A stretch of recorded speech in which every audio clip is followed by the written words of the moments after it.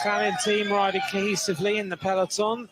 There we are in the blue jerseys. The team of Spain also seem to be quite locked together. So are Colombia.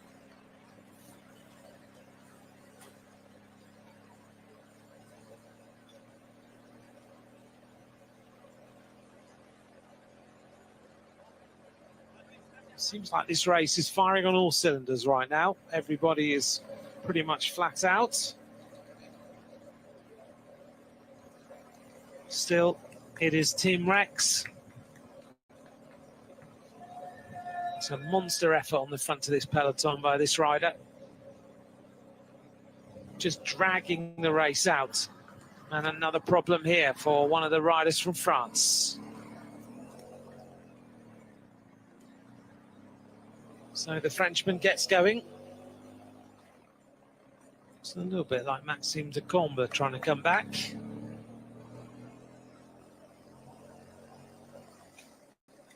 Just checks in his pocket.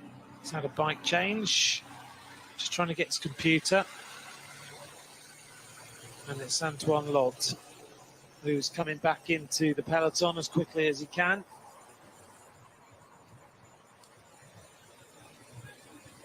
That's for Decathlon, their development team, but next year he'll ride for the newly named team of Decathlon, CMA CGM. That's going to be a mouthful during the Tour de France, isn't it?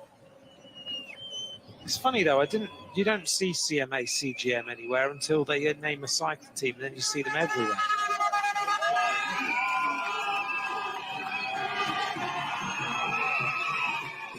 But Antoine Lott is a useful rider. He won Paris Tour Espoir. He's won a stage of the Olympias Tour. He won the overall in the Olympias Tour this season. He won the points jersey in Tour de Eure-et-Loire, and also was the third place rider in the Under-23 National Road Race Championship. 64 kilometers an hour downhill. Getting ourselves into this next turn.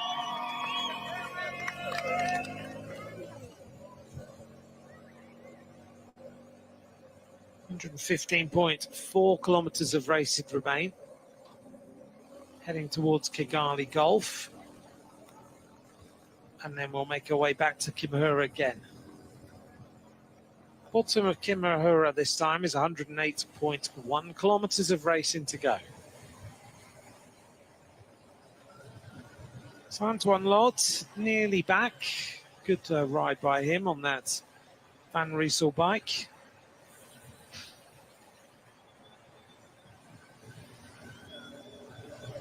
He's measured that effort nicely, just riding steadily back in so he doesn't go over the threshold too much.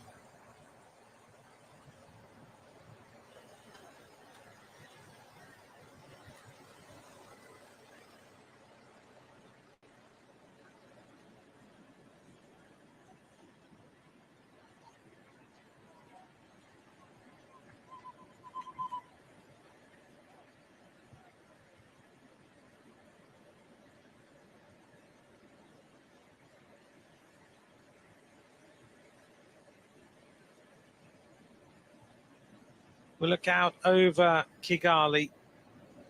This area is amazing for mountain biking and road cycling. Forest trails around the Nyungwe to the volcanic slopes in the Volcanoes National Park for mountain biking. Gravel riding as well. Thousands of kilometers of rural roads and dirt tracks. It's rapidly growing in Rwanda. There's a race around Rwanda, self-supported ultra-endurance race, which is a gravel cycling event. And also, if you're out and about here, Congo Nile Trail, a 227-kilometer trail along Lake Kivu with 6 distinct stages. Amazing scenery, you can ride around there.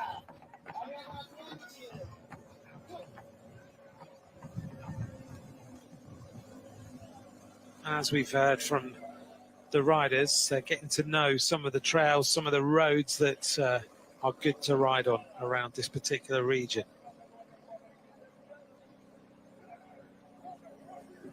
Earlier this year, of course, the UCI opened 2 World Cycling Centre satellites in Busancy and Bugesera. They're in different landscapes to give athletes and teams a chance to train in environments while taking on the varied routes around here.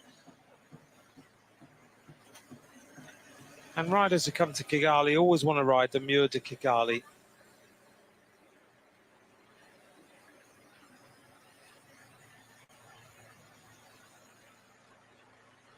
And the rider from Macau is still there, and he looked like maybe half an hour ago he was about to be dropped, number 120, Kam Chinpok.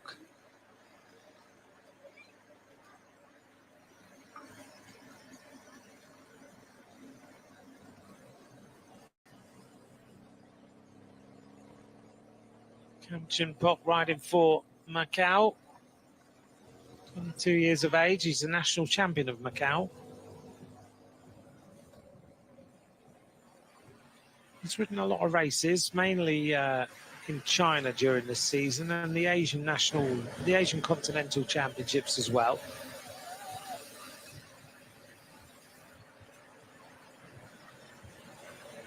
Number 57 is Kadbatar, riding from Mongolia, still there, still riding strongly. Albeit he might be at the back. We have to remember some of these riders have not ridden in pelotons that are this large or that are going quite this fast. They might have ridden some Asian races. They might not be at the level of some of the riders in the front. We're talking about World Tour professional bike riders here. So this is a unique and new experience for a lot of these African riders, and some of them are dealing with it really, really well. And it's good to see that we've seen Binyam Gamai win a medal here before in this championship, but it's good to see a number of other riders from Africa who are dealing with the altitude, the heat, the terrain, and the speed that is being set by the riders in this group.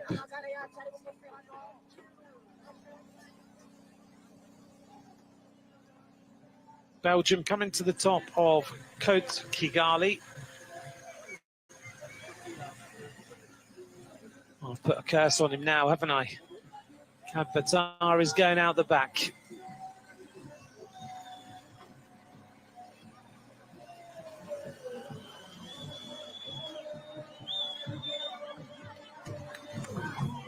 This is Derek Chevalier from Belize, number 84. Still the photographers sitting down there on this climb, trying to get the best photos they can get. I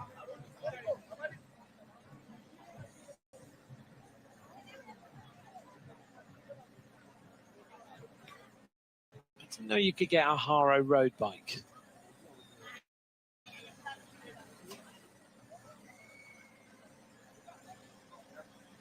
Didn't Haro used to be one of the most famous BMX brands in the world?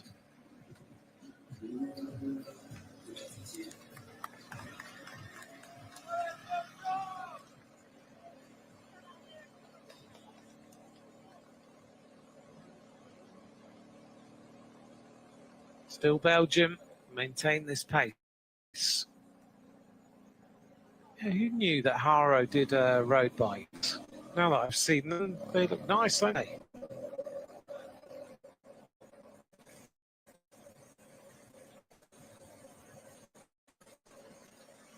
Haro did. They were one of the famous BMX bikes, of course.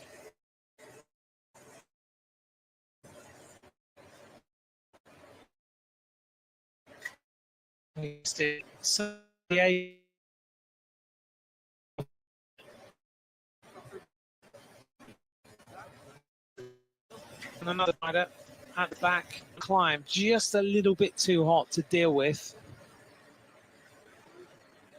Just got to keep hanging on and hoping. This is Kozaris, who was one of the first attackers of the day. He's now abandoned.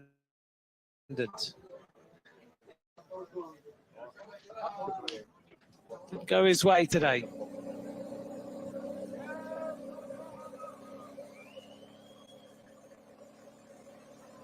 Can Belgium keep this going all day?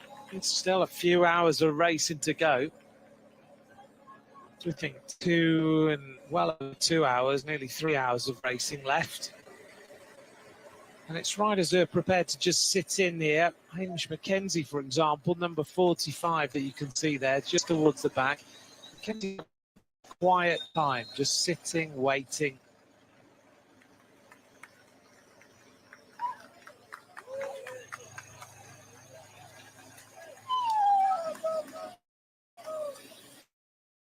Hamish Mackenzie, very experienced. He will ride for Jaco Alula next season. Third in the Under-23 World Time Trial Championship in 2023. Mackenzie clearly just happy, sit there at the back. He rides at the moment for Hagensperm and Jaco. The team that is was without doubt the best team in the world for spotting young talent. So many of the top riders. The World Tour peloton have ridden for Hagensperm, and now they're the feeder team for Jaco Alula with that combined thoughts and mind and experience.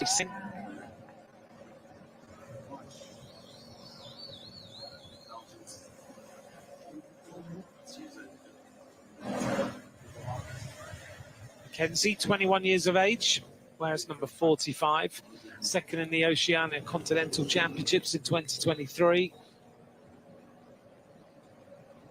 See how Hamish Mackenzie does on today's race. We're still in the very early stages.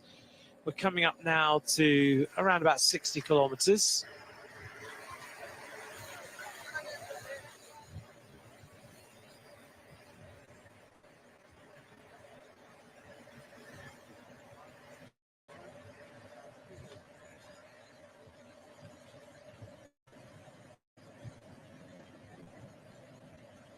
We saw early on Jorge Blas Diaz dropping the flag on the race start. He's the president of the Dominican Cycling Federation, and he was recognised yesterday for his role in the development of cycling at national and regional level in his particular area.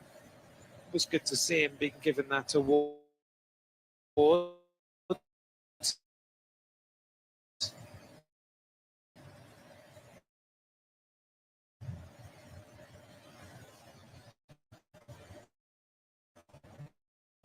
So the McCann rider on the back of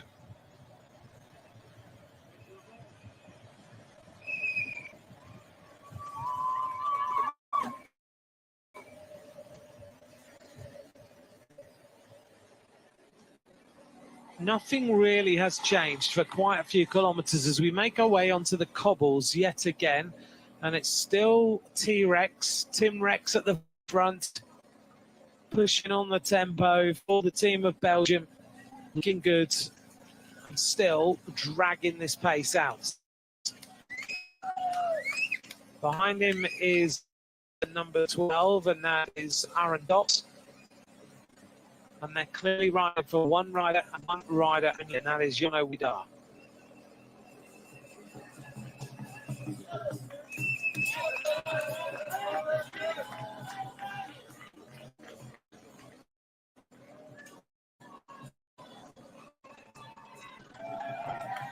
Going out the back now is Joshua Dyke of South Africa.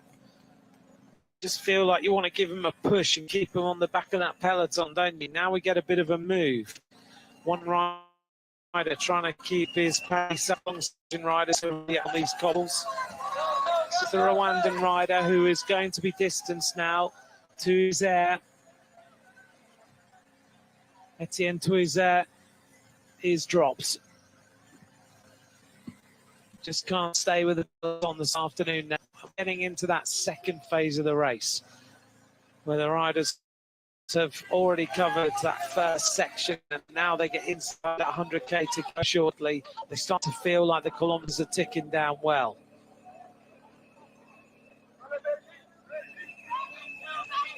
Still the push of the pace. Dutch House is on the right-hand side of this climb. The Rwandan flags are flying as always. Belgium continue to keep the throttle on. Two South African riders trying to keep each other calm at the back here. Warren Milman wearing number 78.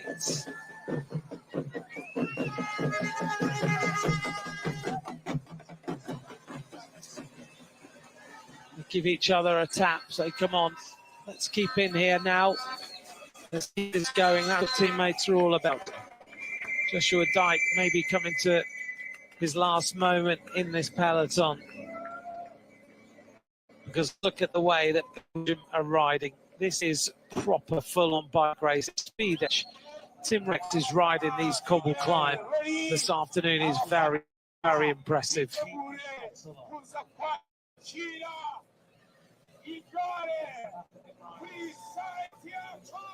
Speed represented up towards the front.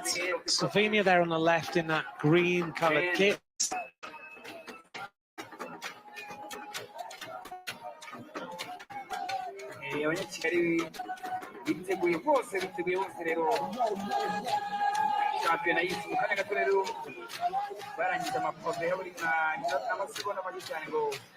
The Italians are still on the wheel, the Belgians in that blue-coloured kit.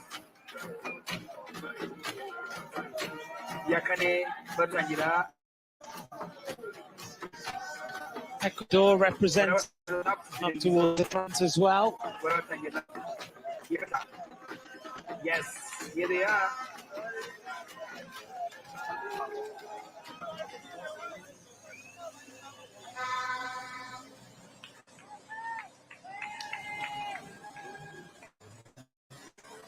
Oh, this is hurting now. Two riders going out the back. Marco Bruno, who's not been able to get back in after that problem, and he's with Emery van Gezicht.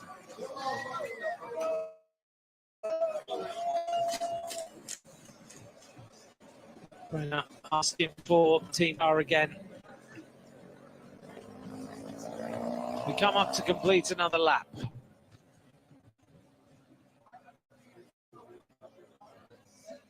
This time we'll have 7 laps of racing to go. It's a steady burn, the Under-23 World Championship. The universal language of I'm about to get out of the saddle, the flick of both elbows. Gives right behind the idea your bike might come back a little bit, thank you. Just give it a little bit of a gap.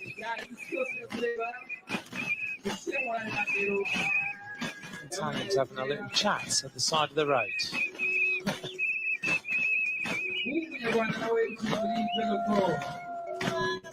Big move by the Eritrean, moving up on the right hand side, just going to keep himself in contention. Let's take a look at the average speed again this time, see how it develops.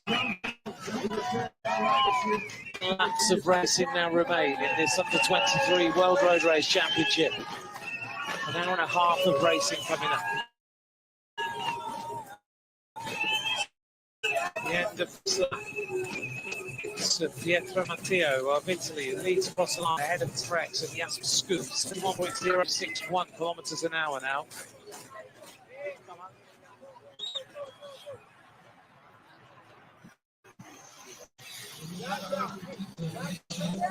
And just to give you an idea, numbers of riders in peloton, now got 75 riders there. We lost another 4.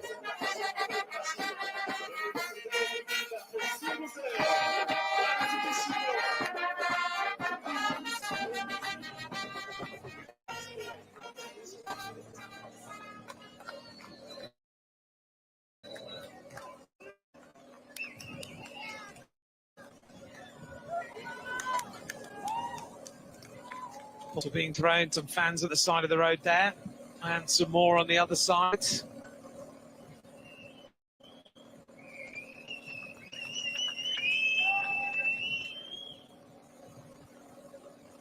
Bottles bouncing around as well, though, and that's a little dangerous. You don't want to hit any bottles that can bring you down immediately, especially if they're full water.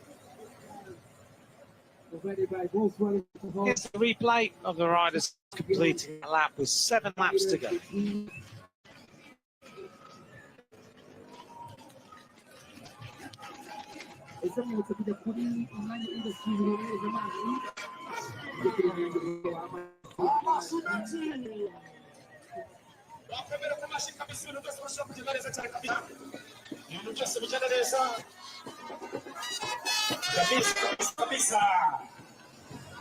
After this race, we only have 3 titles to decide. We've got tomorrow's racing.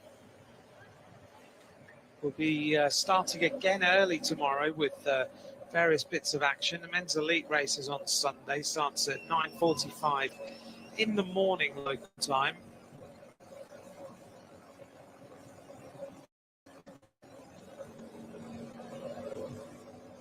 Tomorrow the women's elite race, which will be 164.6 kilometres, same as today on this local circuit. The women's junior race will be first thing in the morning at 8:20 in the morning, 74 kilometres, 5 times around this circuit. It's 11 times around this circuit.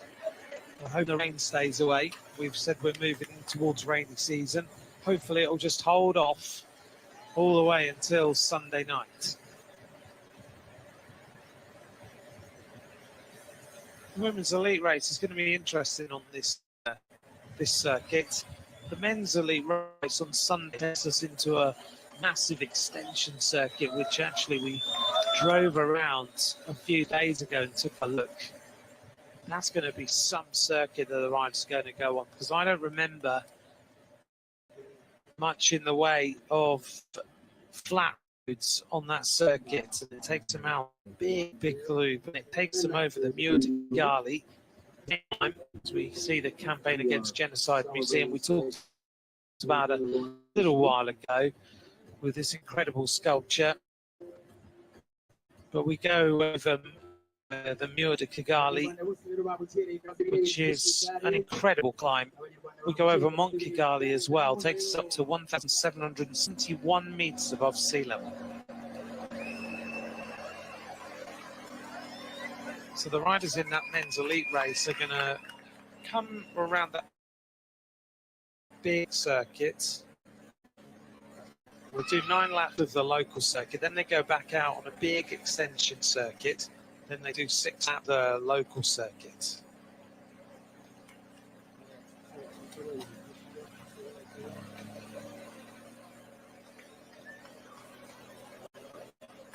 This is the Spanish team.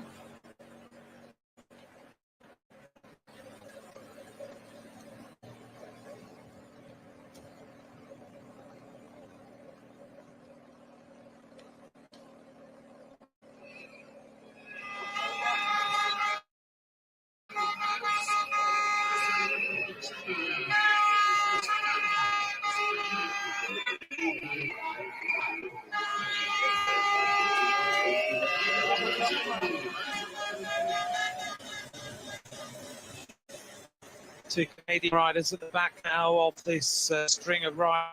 You can go from feeling great to not feeling so good. Well, we saw Harry Hudson earlier on, and we wondered what his next steps are going to be, and they've just been announced. Lidl Trek have announced that he is going to be riding for Lidl Trek Future Race.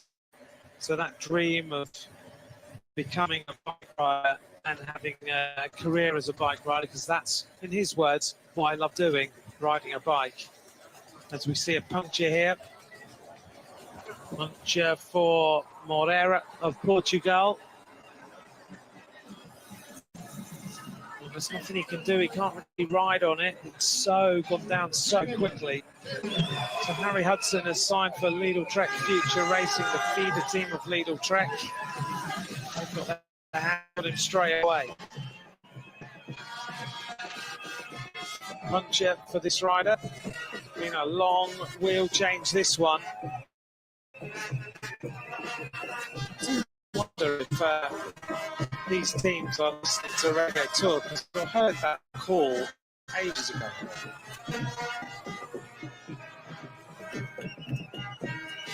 This is a slow wheel change, very slow wheel change.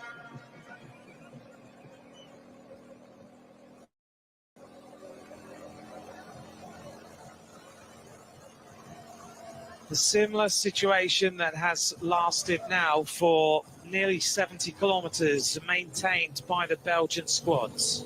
This race, 164.6 kilometres, and Belgium, pretty much since the start, have been on the front of the peloton. They brought the breakaway back that started early, and since then they've just ridden a team time trial, predominantly led by T-Rex on the front. This is Katbata of Mongolia. The Mongolian Timuel. We're inside the magic 100 kilometres to go in this Under-23 Men's Road Race Championship.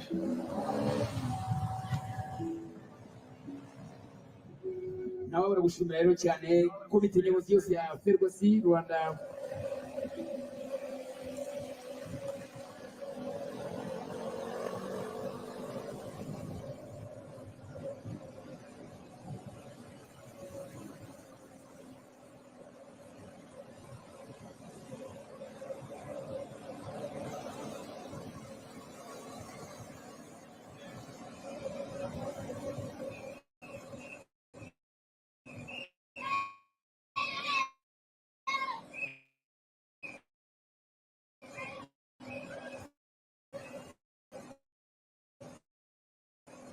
.57 kilometres an hour. 1.6 kilometres up Kigley Golf and head towards Kimihurura for the completion of the next lap. I wonder when another nation will start to challenge Belgium for the lead. I would imagine around about 60k. They're probably going to let that happen until Driesel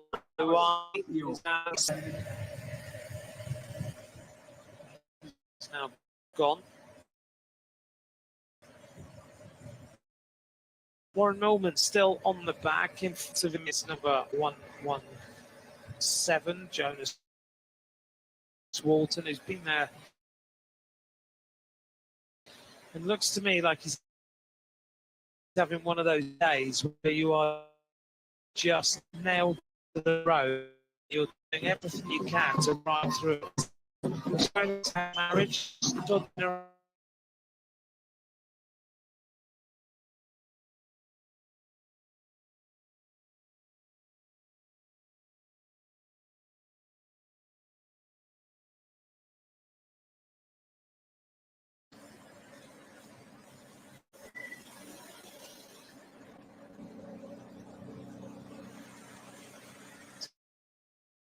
that marriage has had a stand.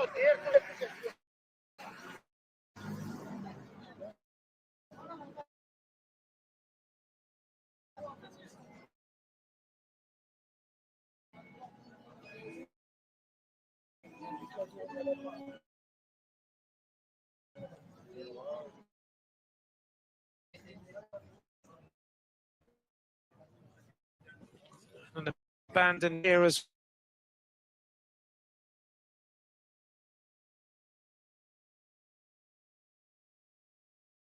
to the American climber. Signed for Sparta.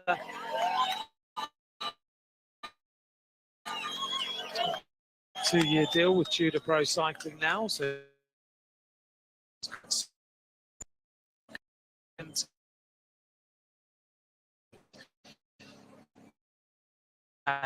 so long stability or long, that's good again here.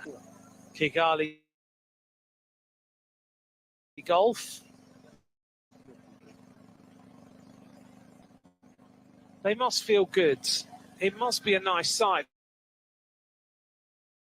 for Jana Wiedard to be looking at the entire team on the front, looking after him.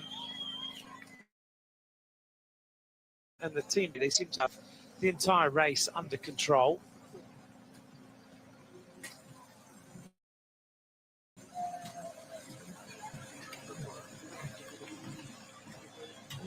South African team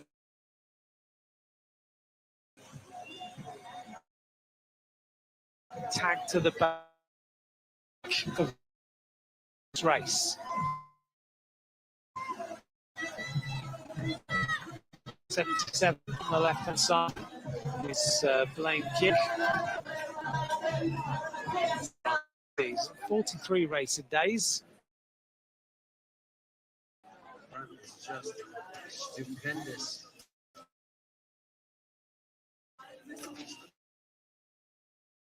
How everyone here. Will Piat suffering is out. Also out now is Samuel Cook of Canada. He's a race as well. See Dean Atkins while we put it there.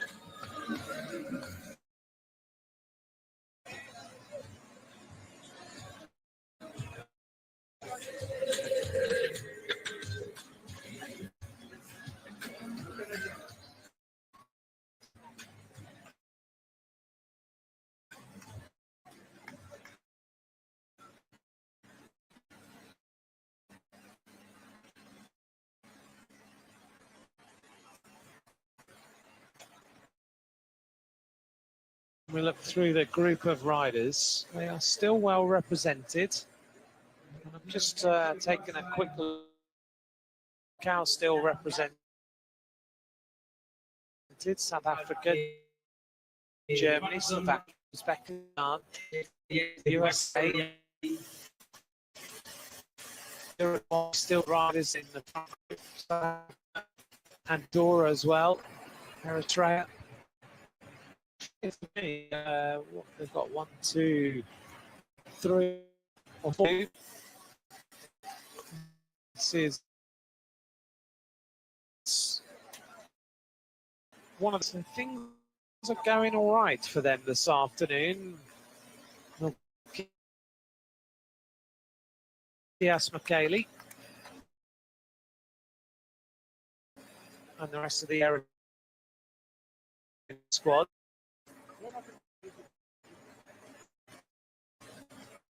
I saw Daniel Clements a couple of days ago.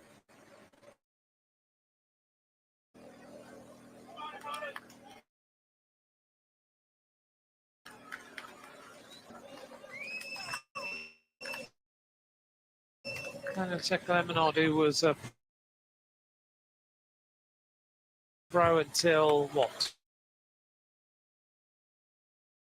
2018. He finished his career with rode for he rode for Savannah actually here in Rwanda. Daniel Clements, he won the Tour of Rwanda in 2010. Remember him wearing a King of the Mountains jersey in, was it the Dauphiné, I think?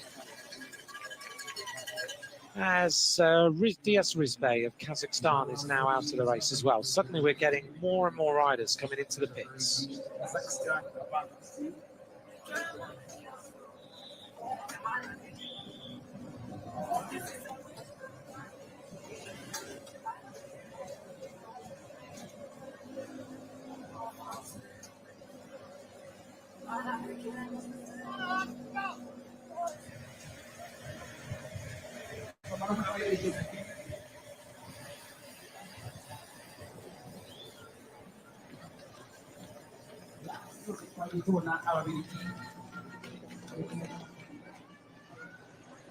Back of the peloton, Ethiopia still represented here with number 86, Tekla Alameo.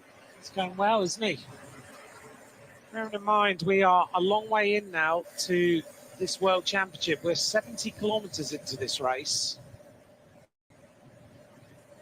They've lost Tesfaye, but they've still got 2 riders here in Haile Mariam and Alameo at the back.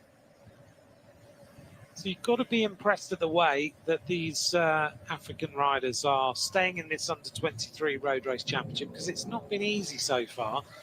This pace is relentless. It's one of those paces which really does destroy the legs.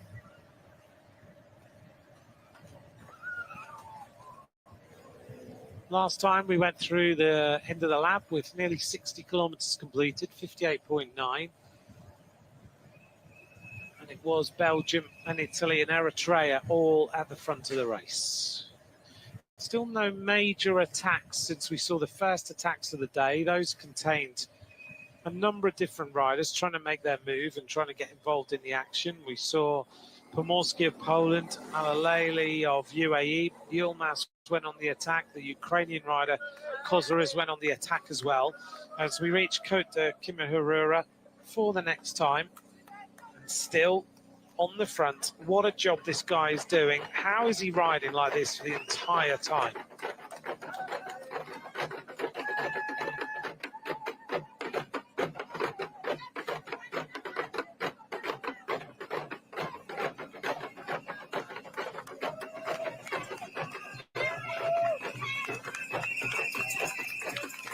The traditional drums, I do love the way that they've got all their t-shirts printed and everything is really detailed.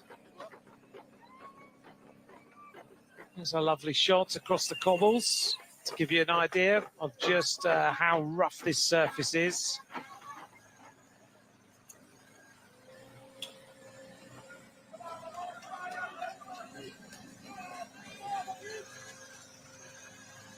And a moment where the legs start to falter from Svetkov of Uzbekistan, number 83, and also number 53, Zalka of the Czech Republic.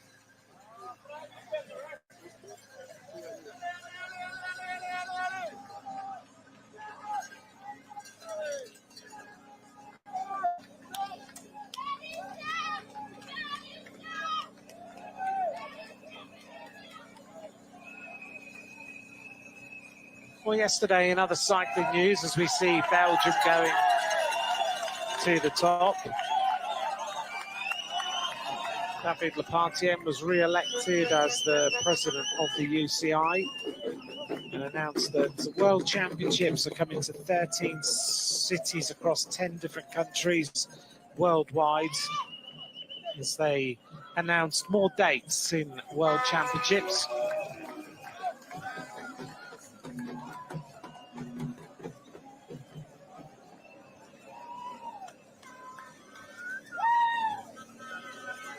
We saw Federica Venturelli riding well the last few days.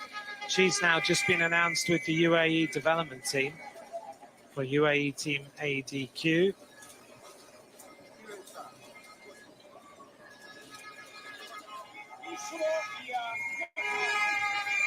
Almost at the top of the cobbles this time. The riders, when they get to the line, will have 6 laps of racing to go.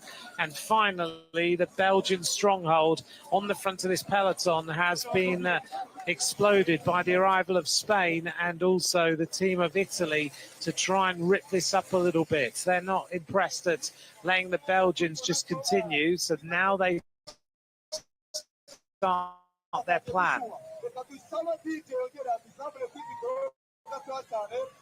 And a big move by Italians as they start to rip this pace up a little bit now on the cobbled section. Big acceleration.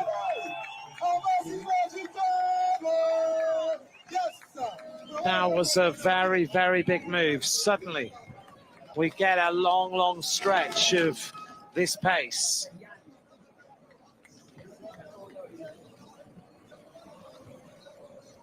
So it looked like it was Pietro Matteo who has upped the pace now, trying to get rid of the Belgian team off the front. Big explosion of tempo.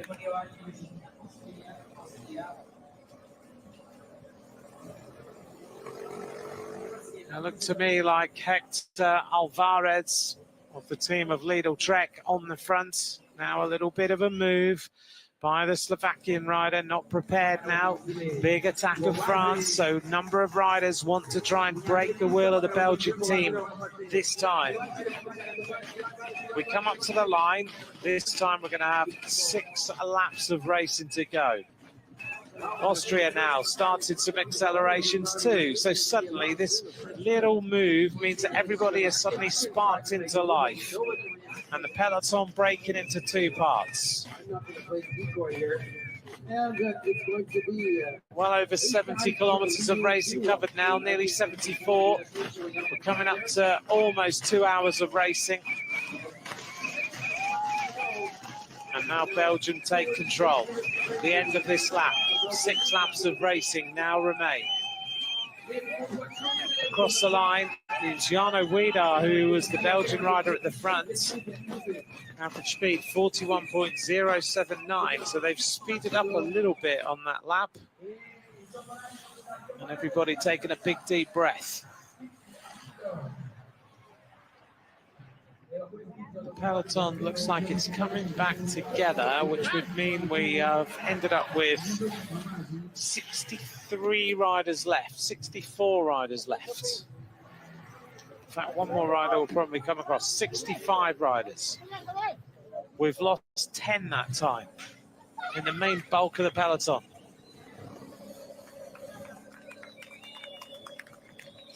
Just hearing that Hamish Mackenzie's been dropped for Australia, which is a bit of a surprise.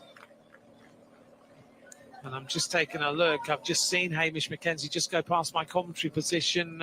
Significant margin down on the rest of the peloton.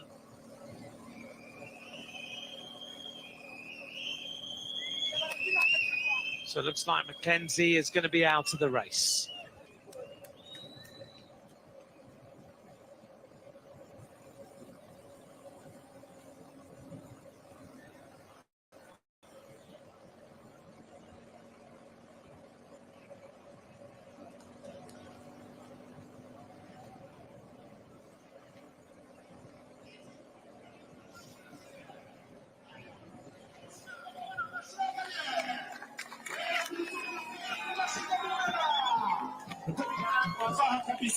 So Belgium take over after that little acceleration.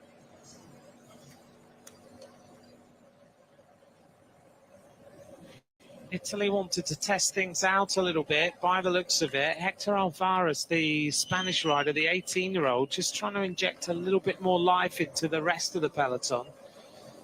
He's a very talented bike rider, Hector Alvarez, one of the favourites for this afternoon, rides for the Lidl Trek Future Racing team. Finished third in the Tour of Austria this year.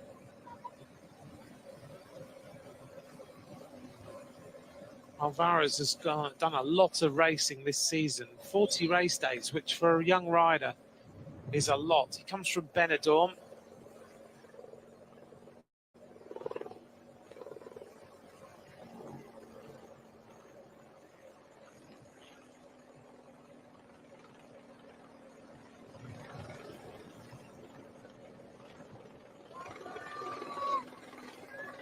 On the back of the peloton, number 19 here, Gomez.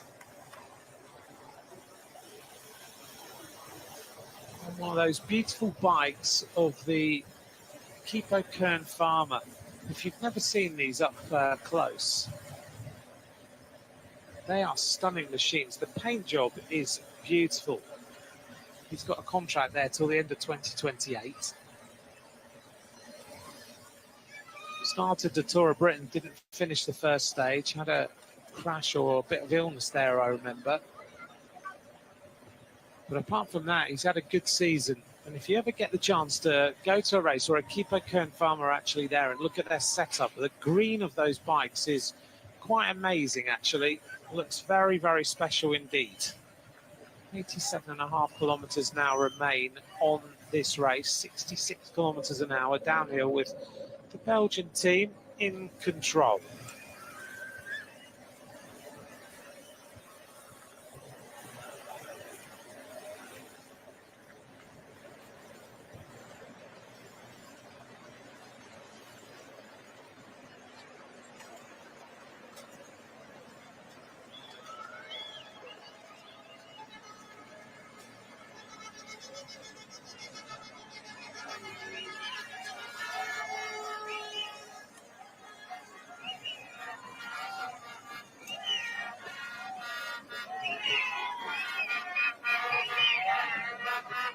So the bands continue to play as the riders make their way towards Cote de Kigali Golf for another lap of racing. I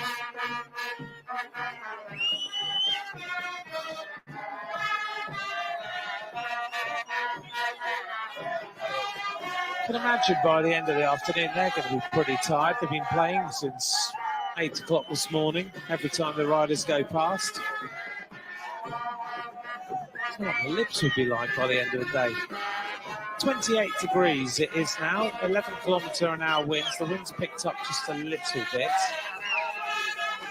It's been a fast day, not a problem here for Jasper Schoofs of Belgium. He needs a team car. The team car is coming up. Jasper Schoofs, here comes the Belgian team car. And of course, they don't have race radios, so they can only just go back and chat. And that's not so easy to do when the tempo has been as high as it has been all day. It's a bottle. But these riders are so experienced. Jasper Schoofs here rides for the Soudal Quick-Step Development Team. You can see he's on the specialised bike there as we head towards Cote de Kigali. So things have not really changed since that first attack of the day was brought back, and Belgium have been on the front for, what, 60 kilometres, I think, now, as the crowds get bigger at the side of the road. The sun is out, it's hot, it's getting warmer, and thanks for joining me for a little bit. Rochelle Gilmore, how is it out there? Well, like you said, Anthony, it is really, really hot, and that's why you see the team director cars are giving the athletes ice to put down, try and keep their core temperature lower just to conserve a bit of energy that they might use later in the race. But it's a strange type of heat here. It just really knocks you about. Yeah. And a lot of the athletes have said that it's hard to acclimatise to this heat, even though it might only be 30 degrees. It's a different heavy type of heat.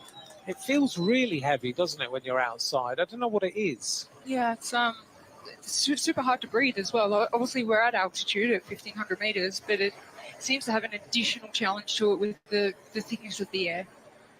Now, you've been outside for the day. You've had some meetings, as always. You're always busy. And you've been doing what you need to do out and about. But I'm really thankful for you joining us this afternoon for a little bit. How is the atmosphere out there? Because it does look like all the fans are out again. The atmosphere is growing, and it's another great championship day. Well, in the vicinity of the start-finish, the finish line where we are here, it's nearly impossible to have a conversation with somebody because the drums are going, the atmosphere, it's loud, and it's impossible to have a conversation, or you have to use your voice. Normally, I lose my voice when I'm commentating hours and hours, but when you're out and about here and wander around the finish line, if you're trying to talk to somebody, you actually have to yell at them because everybody's so excited, everybody's smiling, happy, dancing. So the atmosphere is absolutely unbelievable out there.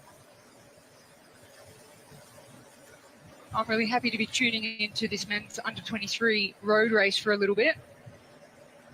And they'll be racing 11 laps of this circuit, the same as the elite women will race tomorrow. And me, myself, well, I've been out there on a bike, and it is a tougher course than it looks on TV or on a profile or piece of paper. It's got beautifully smooth roads, been resurfaced especially for this championship, and then it's got that very, very, very hard cobble climb coming into the finish. So it's technically a difficult course for these riders, especially over the distance might be a little bit shorter than they do in other races, but here at the World Championships in Rwanda, this will certainly be a super taxing race, which begs the question of Belgium. They have got the clear favourite in the race, and they have dominated the front of the race from the start. Big question is, at this point of the race, with 83 kilometres to go, have they burnt matches too early? That's the only question. But they look pretty relaxed, sitting in a line, and they've had one teammate just do a huge job. So it looks like everything's going to plan, and they look confident coming in as race leaders and taking control of the race. Let's hope all of their riders manage with the climate here and the distance of the race. So on this part of the circuit, the other day I had to stop and have a breather myself. I sat down and I had a couple of the organising committee come and ask me, "Oh, would you like us to get a doctor for you?" And I said, "No, I'm all right. I'm just having a little rest, and I'm waiting for the Australian team to come by, and I'm going to say hello to a few friends." And we got chatting, and the locals here are just so enthusiastic about cycling. It's incredible. Everyone you speak to, they're so happy to have the World Championships here, and they want to be helpful. They're actually wearing T-shirts that say, "Please ask me," and it's written right across their back. So it's just to give you a little bit of perspective, if you haven't been able to make it to this year's World Championships, it's probably something we've never experienced before in terms of the organisation. So the UCI here at the World Championships have been very, very particular about riders using these cars as a way back to the peloton, particularly more than in other races. So riders have to be very, very careful if they go back to the team car not to use any slipstream assistance from the follow vehicles.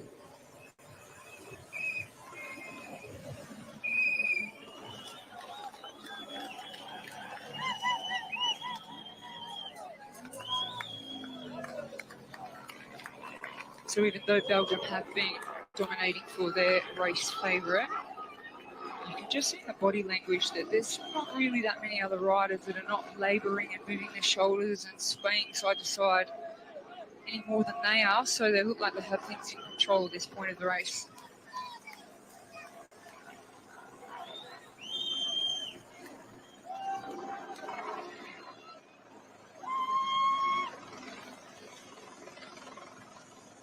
Oh, an attack coming now from the Italian.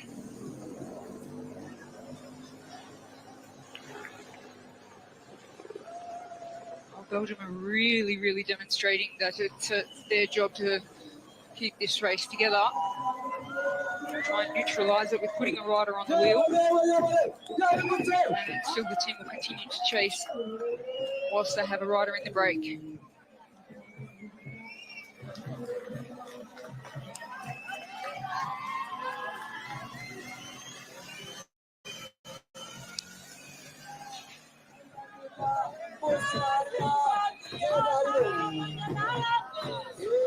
So Rochelle, two riders making their move now. This is the Italian rider who's been quite making a move at times, Matteo, and Scoufs, the Belgian. So the Belgian team have been riding on the front so much of today. Yeah, well, it's interesting. You can see that, they put a rider to cover an attack. They had a rider protected that was, it's your job, you go and cover that attack. But at the same time, they're still chasing, even though they've got a rider in the breakaway. They're still chasing, so they've put all their cards on Wilder, their number one rider for today. But the fact that they've been riding all day and they believe in Jarno Wiedar today, do you think it's the right thing to do when we see a team like this who've basically ridden on the front of this peloton for, well, now approaching, 60-odd kilometres, 70 kilometres, and one rider in that team has done the majority of the work. Big attack again as another move starts to happen. Why do you think Belgium want to ride like that all day? Yeah, I think it's a very, very big question. I had a glimpse of the screen when I was having a meeting with one of the ex-presidents of the UCI in the VIP box. All you could see was blue on the front all the time. Yeah. And I did ask the question, I said, do you think they're doing a little bit too much too soon? Because that's the big question. Now they all need to take a breather now, and there's still 80 kilometres left to go in this race. So that is a really big question. The tactic obviously was to keep the pace high to neutralise attacks until Wiedar's going to make a big move at some point. But just keep him protected, keep the pace high, and keep this race together until he's ready to go. But we've seen teams do this before. I mean, the biggest example of this happening was Mark Cavendish in his World Championship victory, wasn't it? He was looked after all day, and he managed to win the title. But we've seen it happen in other races where Great Britain tried to control the Olympic Games and then they didn't win anything. And so it's a risky strategy to put all your team on the front like that. Yeah, it definitely is. But like you referred to the win of Mark Cavendish, is that it also puts more pressure on you, and it's a good pressure where you say, okay, my teammates, they've done every single thing possible today. All I need to do is finish it off. So it adds more pressure when you've got a complete team like this. You can see Belgium is still back to the front, keep the pace high, neutralise those attacks, wait for Weidar to make his move. But when your team does everything they're supposed to do, you feel like, okay, I've got that pressure on me, but they've done everything. I've just got to finish it off. Perfect. Yeah. So it's good for him then, and he does look comfortable. He's looked like he's had one problem today, where he had to come back into the race, and he was paced back by Camille Eamon, who brought him back into the race really nicely. But apart from that, he's had a pretty much an armchair ride, although it's quite hard to say it's an armchair ride around this course. Whilst you've been out and about, what are people saying about the course itself? Are you getting any sense of how hard it really is out there? A lot harder than anybody anticipated before actually coming in. Not even saying riding it, but riding it at race pace over race distance. So if you look at it on paper, or you ride a lap, or you study the science of road surface, or all the technicalities and the scientific elements, the climate, all that kind of thing. The thing is that it's just so many different challenges here that riders need to deal with that they can underestimate unless they've done a full race of 164.6 kilometres, 11 laps at race pace, to know if like you mentioned it earlier, that a lot of riders rely on their power data. Yes. But they can't hit those data here because they're at altitude and they've got really thick air to breathe in. And the cobbles are obviously taking a lot out of the riders as well. That's the toughest part of the course. So, yeah, I think the course has not been underestimated. And now that we've seen the pattern of this racing going on, and tomorrow we'll be together for the women's race, how do you think it's going to impact on the elite races? Because they'll be watching this, won't they? There's a lot of elite riders watching this racing right now as we see an attack from Poland. How will it impact that women's race tomorrow, potentially, as Pomorski goes off the front? He's been on the attack already today, right to the beginning of the race. Can you see that we'll see just a peloton like this? Can you see attacks happening? How do you see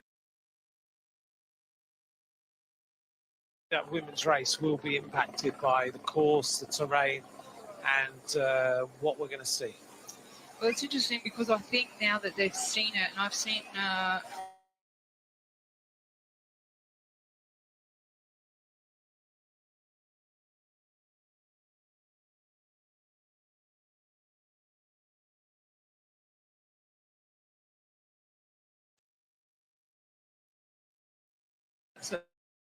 full race pace behind a motorbike, that there might be a chance that it's a non-eventful race because they're worried about the attrition, and it only takes a split moment to be dropped and the race is over here. It's not easy to get back because even the flat sections, they're not flat. It's a very up and down technical corners and obviously the two climbs.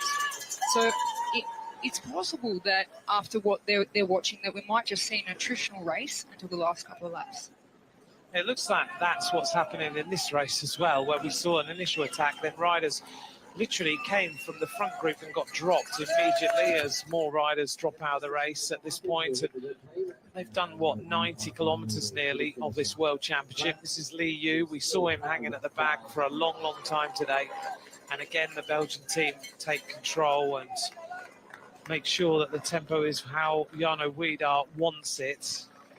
Luc Valenti of Canada was just being distanced. Rochelle, we always say about World Championships, if we haven't talked about you and we haven't seen you, then it's probably a good thing.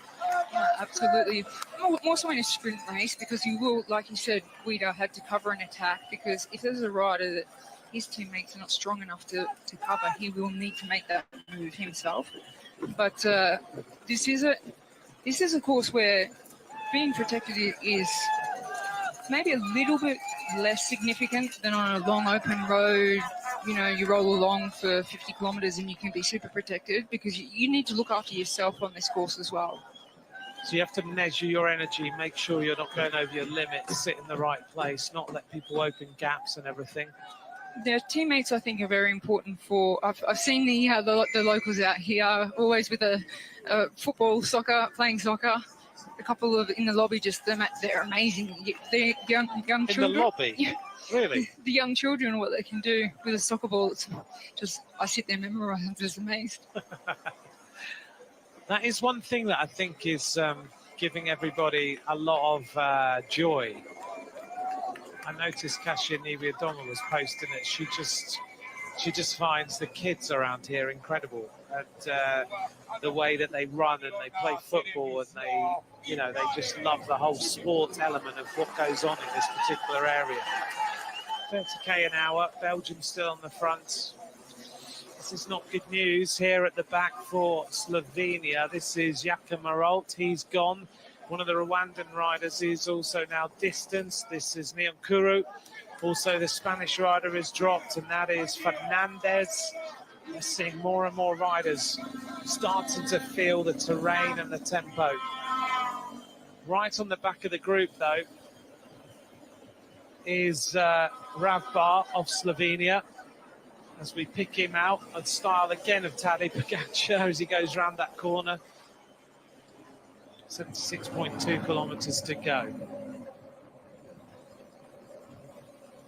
And Belgium might have lost a couple of riders. They're still just keeping the tempo high. They're not trying to drop riders. They're just trying to nullify attacks, just to keep it together. They don't want somebody to sneak a minute or 2 minutes up the road that they're not really that aware of, everyone's capabilities. So the safest way they want to race is just to keep that pace on the front really high. But if a rider of theirs gets dropped from Belgium, they just have to do their own hard work to get back and start helping again. We're seeing riders who have mechanicals. It's problematic on this course, isn't it? Absolutely. It's a very difficult course for team cars to get up very quickly. And the Shimano spares, they do an absolutely fabulous job at the World Championships every year. And here it's a little bit troublesome. If you do have a mechanical, I haven't seen a fast bike change or wheel change or anything from the mechanical assistance. No, it's all been quite steady. And we're not saying they're doing a bad job. It's just that the time for the cars to come up is difficult. It's really, really tricky. We're coming up now to the end of this lap, and we will have 5 laps of racing to go. We'll see what the average speed is this time. It was 41.079 last time, and we had 65 riders left in the main bulk of the peloton. It looks to me like we're going to have less riders this time. In Italy, now starting to be, I guess, in the ascendancy towards the front. 2 hours and 10 minutes of racing have gone by, and yet again, Belgium lead as we go across the line. Camille Eamon is the rider, followed by Lorenzo Finn. The average speed drops a little bit. 44.002. So Italy now take over. Just taking a look at how many riders are left in the main bulk of the peloton. It looks like we've got 45 riders left now. Rochelle, we lost 20 riders on that lap. This is the point of the race where all your power, your fitness, all that training, all that heat, adaptation has made a big difference. Yeah, Belgium also lost one of their own riders as well in that pace that they were setting up the cobbles over there and really hurting, so not only themselves, but what happens is they do push the pace over the cobbles and over that climb, and then they sit up like this. It'll so much the legs of the other riders.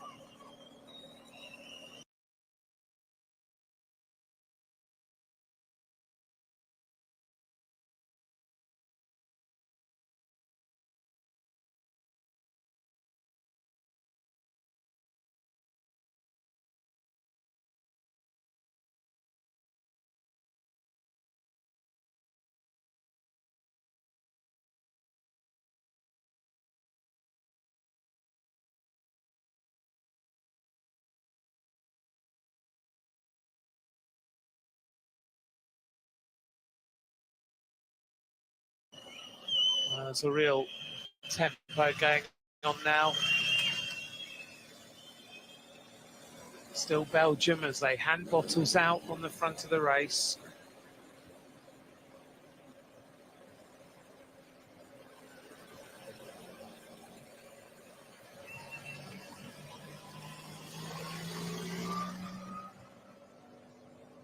It's been an exciting race. All the media and hype and everything, it's all been about Belgium versus Italy, but it's been Belgium who's taken up the responsibility of keeping the pace high and doing all the work. So the Italians might be very, very happy about that, having, protecting their rider in Lorenzo.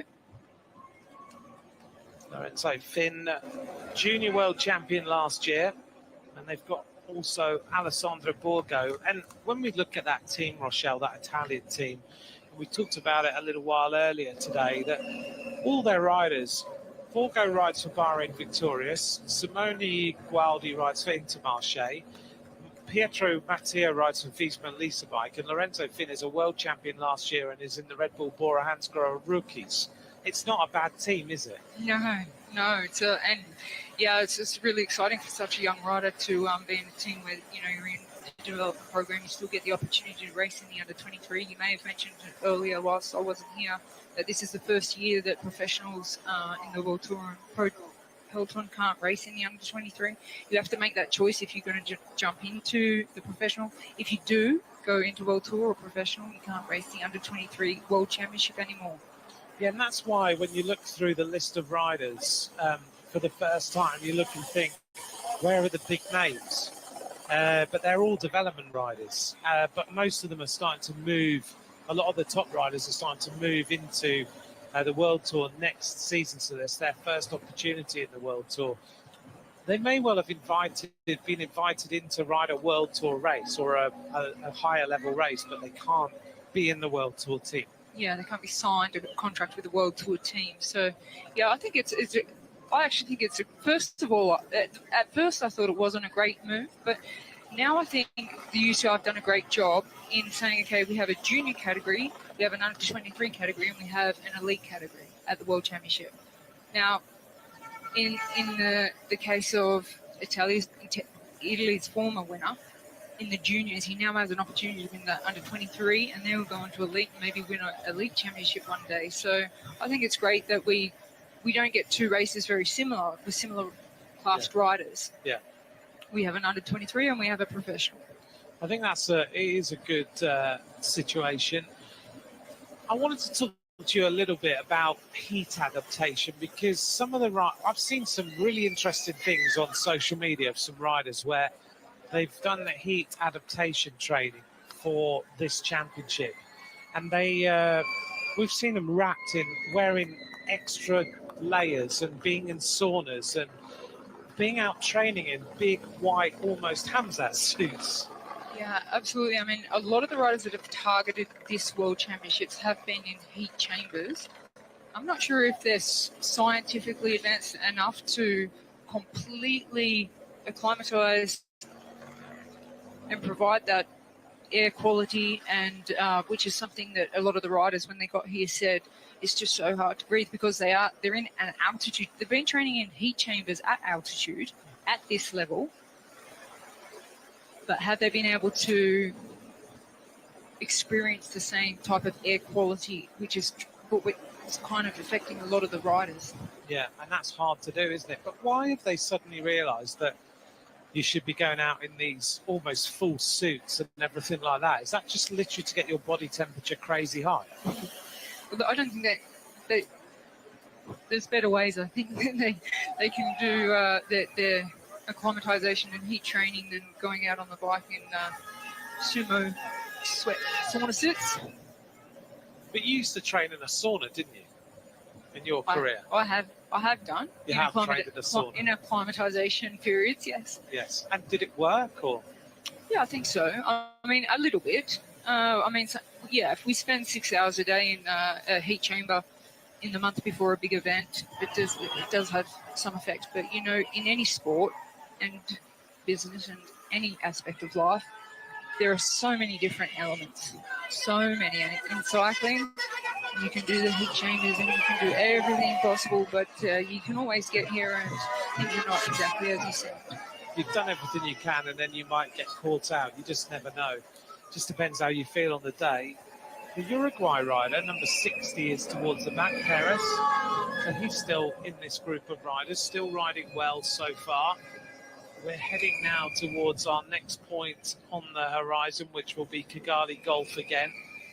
It is stunning out here, isn't it? Yeah, it's amazing. Yeah. I mean, we haven't been too far out of Kigali, but Kigali have worked years and years on preparing for this World Championship, and the people and the place is just incredible. It's hard to describe. I actually had a message from Kate Bates, who is a sports cycling commentator, this morning. She asked me, is the atmosphere there as everyone is actually saying it is? And I wrote back, yeah, it supersedes what you read. You just can't comprehend it. I said, this is so amazing. They haven't missed a thing. They've covered everything here in Rwanda. So for us, and also probably for the riders and managers and the locals, it's an experience that will never be matched. No, I agree with you. I think everyone keeps saying that, and I think it is safe to say a lot of people were thinking, oh, what is this going to be like? The organisation here is incredible.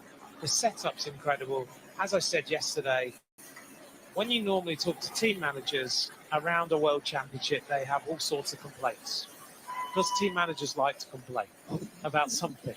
Yeah, no, everybody's very, very happy because everything's simple and they've got help everywhere. There's so many people walking around with a T-shirt that says, "Please ask me. If you have a question, ask me." And even if you don't ask a question, someone will come up and say, "Is there anything I can do for you?" Yeah. So there are so many people here in Kigali who have, donated their time to making sure everyone, from athletes, managers, staff, commentators, media, everybody is really, really well looked after who is visiting Rwanda. And, they've done their job well, because I will be back in Rwanda because I want to meet more people. I want to see a lot more. And they're really, really, really nice people. Yeah, I agree. And it would be nice to be able to go, because we've been working the entire time as we go past Kigali Golf Course. It'd be nice to go out and play 18 holes of golf or go out into the mountains and see what. Today, I talked a little while earlier about Remco Evenepoel saying he thinks he's just done the most beautiful lap of training he's ever done. And just go out and see or ride the gravel tracks or do that sort of thing, because it is beautiful. Go and see the gorillas, do that sort of thing out here in Rwanda. Yeah, when I went to the official merchandising in the fan zone for the UCI, the gorillas, I haven't actually been back to it because I didn't have any money with me, but I've got a lot of friends that would really appreciate the gorilla with the UCI World Rainbow jersey on. It's awarded to the medalists when they're on the podium. They will obviously have a specific one that other people don't buy, but it would be, I think it's a really cute little gorilla. But yeah, it would be great to go and experience the gorillas in the wild and do a safari. So yeah, it's been a wonderful time here so far in Belgium. They're all back, so they're all back together, just taking deep breaths. But I just wonder, Anthony, if they're playing a positive card for the Italians, that they're obviously very, very, very confident, and they've still got numbers there. So I'm wondering whether this is a good tactic or not, and time will tell as to whether it is, because there are riders sitting in the wheels who, yes, they've got to suffer on the cobbles, yes, they've got to suffer on the other climbs, but the rest of the circuit, they're getting towed along. And we've got riders in here we can't forget who are incredible bike riders. Jakub Omrazel, for example, of Slovenia. We've got in here Hector Alvarez of Spain. We've got Jana Wieder behind his team. Maxime de Comble of France. He's in with a chance again this afternoon. But one of the riders who we haven't mentioned is Jakob Söderqvist. Haven't seen him all day. Rides for Sweden. Won the time trial the other day. An absolutely incredible bike rider. And I've been keeping an eye on him in this peloton. And he's just sitting in the wheels. He hasn't thought about being anywhere near the front. He's just sat in the midst of the group, follows the wheels, clearly feels good, and potentially could win this again as Belgium rip it up Kigali Golf yet again. And I can't believe this rider on the yellow bike on the left-hand side, Tim Rex, because he has literally been a one-man machine on the front, towing this group of riders along all day. And we're now at, nearly 100 kilometres, and I think he's ridden about 90, maybe 80k of it on the front himself. which is amazing. I think he's just slipped back in on fourth wheel, maybe. Yeah, he's gone now, which is That's not a it. surprise. Yeah, I think So they've got to buy him dinner tonight. that's a big effort. So yeah, he'll call it a day now. There he is. Finally, he's dropped. And he, for me, I don't know if he's dropped actually. No, he's still fighting. He's That's like Wout incredible. van Aert, isn't he? Is he the next Wout van Aert? That's incredible. He is. He refuses to be dropped. Somehow he's staying in the wheels. I don't know how he's done it. He's some bike rider. If there was a most combative rider of the World Championships, he's the one. There he is, Yeah, the no. legs. He can't do it, and we can't fault him for that. A big 100 kilometres. What a powerhouse. He may have went further into the race than they might have given him a goal, try and get to 60 kilometres. And because I don't think the plan would have been, hey, just drive the pace for 100 kilometres. Yeah, I'm just going to do 100k on the front. That'll do. T-Rex has gone. What a monster effort by him today. That's incredible. An amazing job. Now we're starting to see the pace really start to go up. We're over Kigali Golf for this time, and we're heading now towards Kimihurura, where we are going to head up the cobbles. Oh, now there's a surprise. Soderquist has gone. Well, he hasn't been feeling great. I'm sorry to have mentioned him. I haven't mentioned him all day, and the first time I do, he's gone. The time trial world champion, Soderquist, is dropped, and more riders are going out the back. Suddenly, look at this. The race has been ripped apart. Eritrea have lost 2 riders out of that group. Also dropped is Gomez of Spain. Also distances Ramos of Spain. And suddenly Eritrea lose their riders in Bahan and Michele. And look, the next group of riders just up the road with another Eritrean in it. The thoughts and hopes of many riders have suddenly been absolutely blitzed by the acceleration of Belgium on that climb. There's a problem for one of the Belgian riders at the back, and Jarno Wieder is at the front with 2 of his teammates. They look for ice. He decides he doesn't need it. Australia's still represented. Alvarez on the far right-hand side for Spain. He still looks good. Riders having to keep themselves cool, though. We keep seeing Lorenzo Fin, the Italian, Rochelle, just pouring water over himself constantly. Yeah, it's at this World Championships, I've never ever seen all the team managers and team staff, and also even the Shimano support vehicles who are dedicated to supporting with mechanics. They need to fill their cars with water and ice. The amount of water and ice that people have needed around the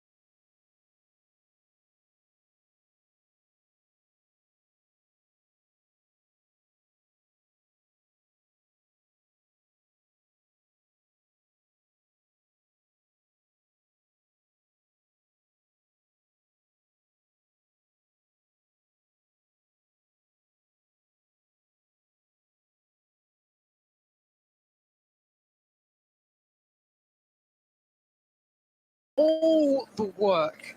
So they didn't even, make the Italians contribute, who have a big favourite in Finn. So it was a big question.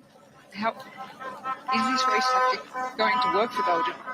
Now Finn is all alone. He's sitting on the front. He's driving it, but this is not a good thing.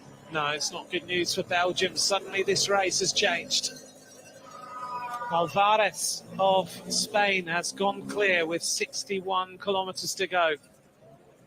This rider is super, super talented. You cannot let him take any more of a distance, and Jarno Widar recognises that Alvarez is a rider you cannot give any sort of hope to.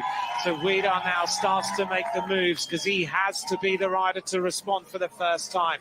We've only got about 15 riders in that front group. Suddenly the race has completely exploded.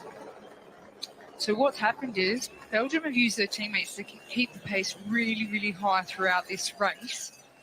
However, there's been so many athletes that have just been sitting in and protected and conserving their energy. And all of a sudden, in that one split moment, there's no Belgium other than Widar who can cover that move. And that's okay at the final of the race, in the final couple of laps. But when you're 60 kilometres out from the finish, if Widar has to cover every move himself with no teammates, it's going to make it a very difficult situation for him. There's going to be some big questions asked if Belgium don't get a medal here. So it's Hector Alvarez. Coming up is the Italian rider, and that is Pietro Matteo, who's been really strong today. Widar is not prepared to close the gap on what's happening, and suddenly the hopes of Belgium are looking very much different to what they were a few minutes ago. In fact, less than 10 minutes ago, they were firmly in control. Lorenzo Finn is the Italian rider who jumps across. Italy have got all three, well, they've got at least three of their riders, if not four, in this front group. This is impressive. At the end of this lap, 2.5 hours of racing have been completed. The riders are coming up with 4 laps to go. The leading rider is Alvarez in the blue of Spain, followed by Schretzel of Austria, with Italy just closing the gap with Lorenzo Finn. Across the line this time, and it is hardly any riders left. Alvarez with an average speed of 41.082 kilometres an hour. The speed goes up, and at the front of the race, there's not that many riders left. There's 14 riders at the front. This is a really, that was an exciting moment of this race, a very decisive moment of this race. That it really does indicate to us that it may have been a mistake, the tactic of the Belgians, and did play into the hands of the other riders and the Italian team and all the other individual riders that have the potential of winning gold medal here. So I think they have to really, if they do get back together, really recover and reassess their strategy and maybe just not sit on the front, and rather than sitting on the front, cover these moves.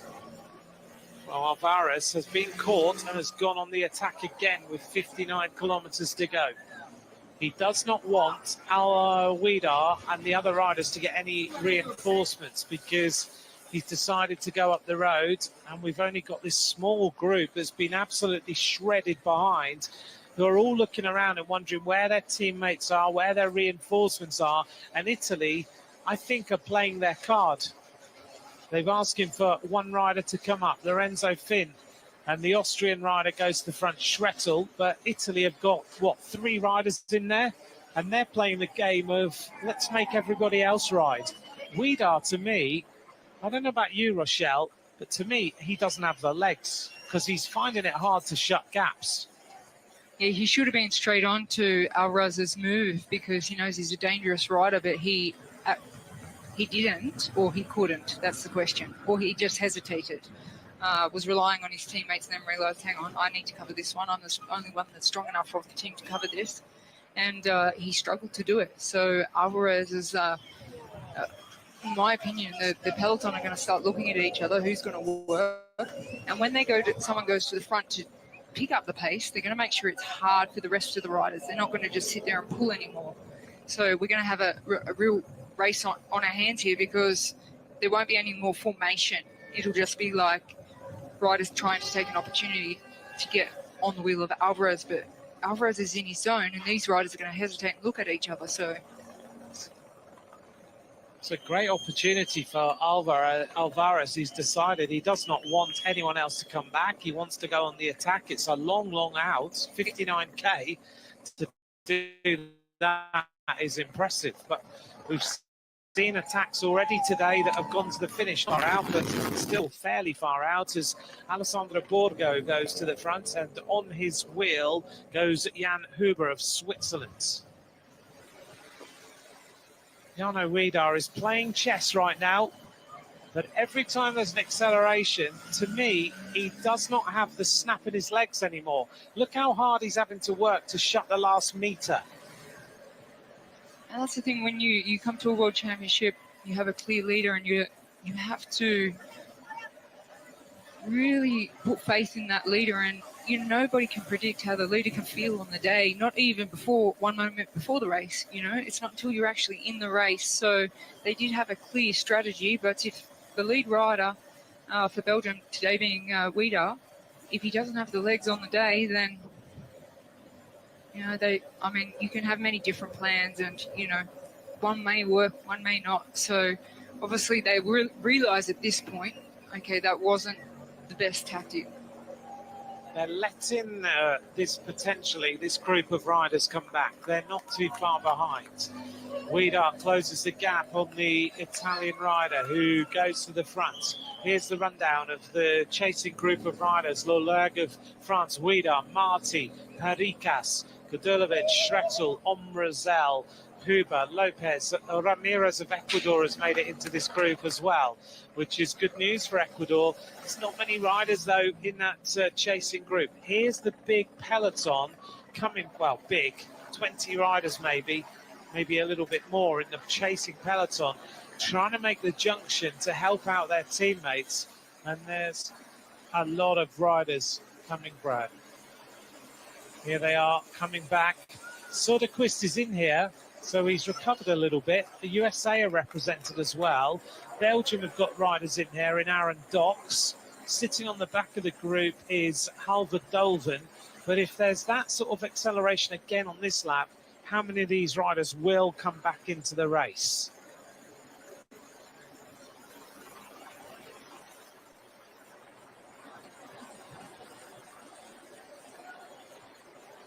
The average speed is still over 41 kilometres an hour now.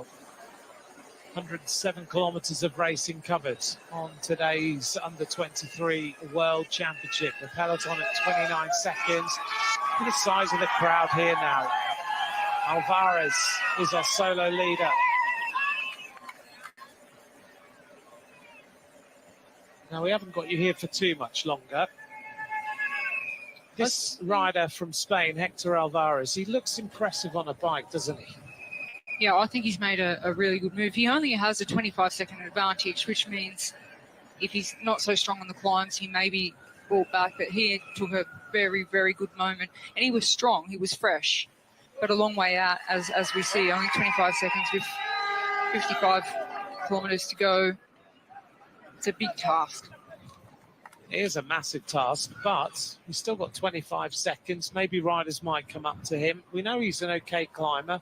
He won the mountains classification in Giro del Regione Friuli. He won that back in September.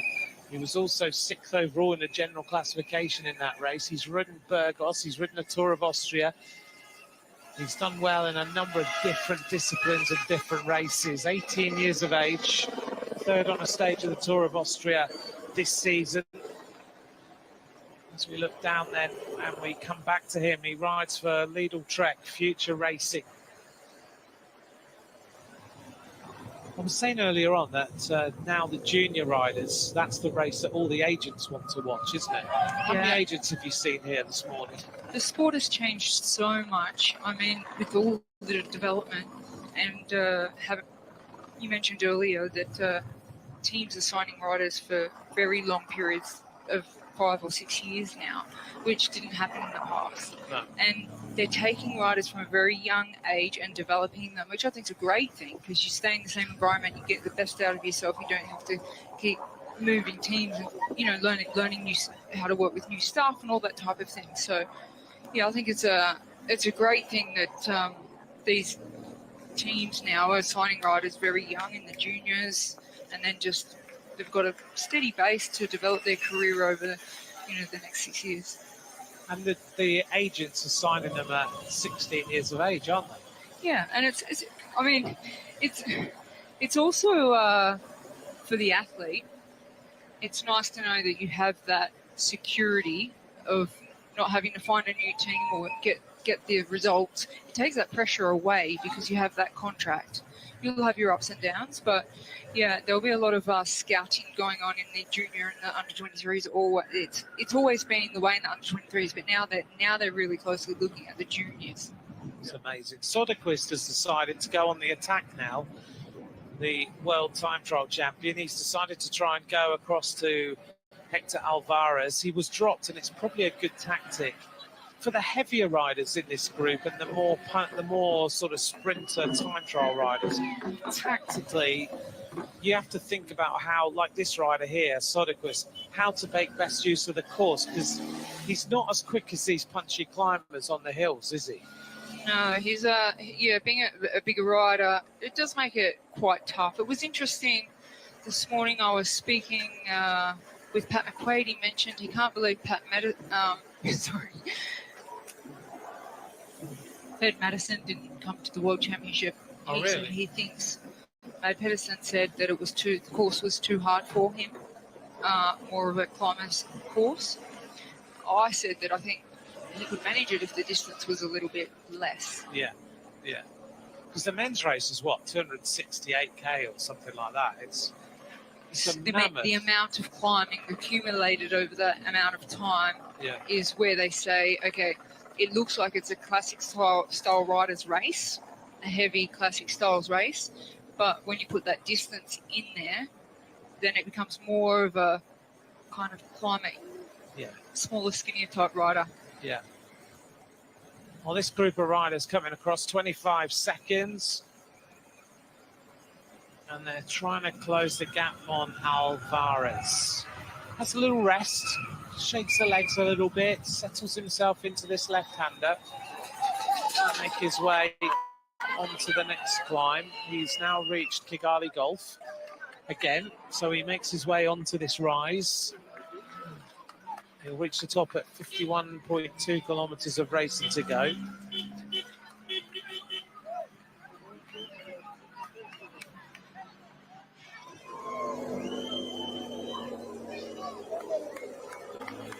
This is the chase. Decomble of France, Scoufs, Pomorski, Dons and Soderquist. And suddenly, Belgium have a different situation with Jasper Scoufs going on the move now for Belgium. Decomble is there. Soderquist can't go with the speed of the Belgian rider. This now puts the pressure back on other teams, doesn't it? Because Widar can sit in the wheels.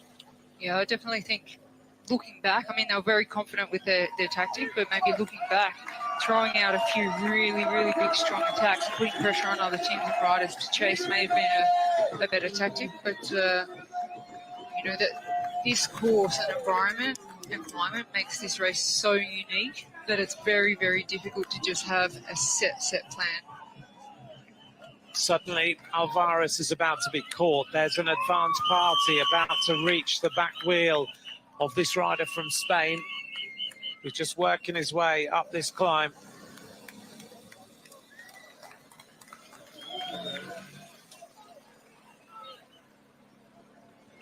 So it looks like Jasper Scoufs is coming across. He's pulling a big peloton with him. That's what they don't want to do. They want to put a bit of, when they use their effort, they don't want it to be protecting other riders and resting on the wheel. That's what the Belgians have done today with a lot of confidence. They've been pushing the wind the entire race until this point. From Alvarez, obviously, out there now being caught. Suddenly the Italians are going backwards. This is not good news, but they've left Lorenzo Finn up there. This rider in front from the USA. Cole Kessler is being dropped as well. Everyone is fighting for survival. because suddenly the key riders are making their moves. Munoz is also dropped. For Slovenia, Radbar is dropped as well. Alvarez refuses right now to let everyone come back, and he goes on the attack again. Schrettel of Austria is the rider who's going to have to close it. Lorenzo Finn of Italy is a very clever bike rider. He follows wheels, he surfs, he looks, he just doesn't do any work at all, Lorenzo Finn, that he doesn't have to do. And that's experience of a junior world champion who won solo last year. He's clever, isn't he? Yeah, we'll only see Finn move when an attack goes from a rider that he thinks the peloton are not going to bring back, and he's the only one strong enough to jump over to it. He's doing well so far, and now he's isolated because the rest of his teammates aren't there. But Alvarez continues. Some bike rider, isn't he? Yeah, I think he's made a very good decision or pre-race tactic to throw out that attack and just don't worry how close they come and yo-yo or who comes over, just ride. He's got a very clear ambition. He's going to get some company now. Looks like Schrettel might get to him, the Austrian rider. So we'll end up with 2 riders at the head of the race and then a group of, 20 riders behind. With another little group trying to come across of another 6 riders. The thing I really love about this circuit, we see the breakaways and all the team tactics and all that goes on, but this circuit, because the cobble climbs so close to the finish, it really does give the strongest rider in the race the opportunity to win. So even, you know, a lucky break that I hesitated, I didn't cover or something like that, it's this course design really does show you the strongest rider on the day. Every rider's fatigued, and it comes down to those last final laps where you see only the strongest that has managed the kilometres of this race, the distance of the race, the day and the climate. We do get to see who is the strongest on the day on this circuit. It's not a circuit where you get a lucky winner.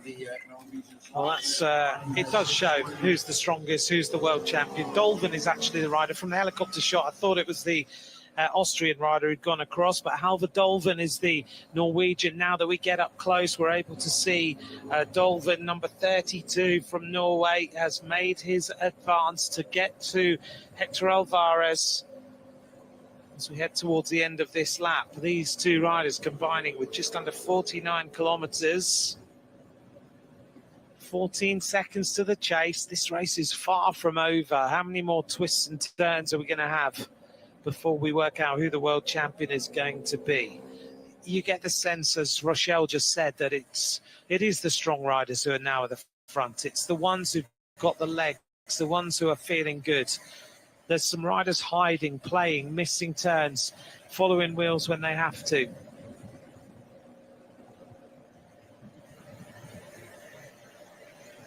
Yeah, like some people may say, oh, Alvarez made a lucky move, but nobody could. He didn't attack and he got caught, he got brought back, and he attacked again. And we saw riders were fighting to get across Louis' wheel, and only one's managed. So we are seeing on this particular circuit the strongest riders take the rainbow jerseys. 17 seconds. Alvarez goes to the front, onto the cobbles again. Top of the cobbles will be 46.4 kilometres from the finish. We'll then have the run into the line. 3 laps to go that time. And we've got a bit more of a swelling of numbers as we make our way to the cobbles, but the question is how many will make it to the top of the cobbles safely in the group. Cole Kessler at the back, wearing number 71 from the United States of America.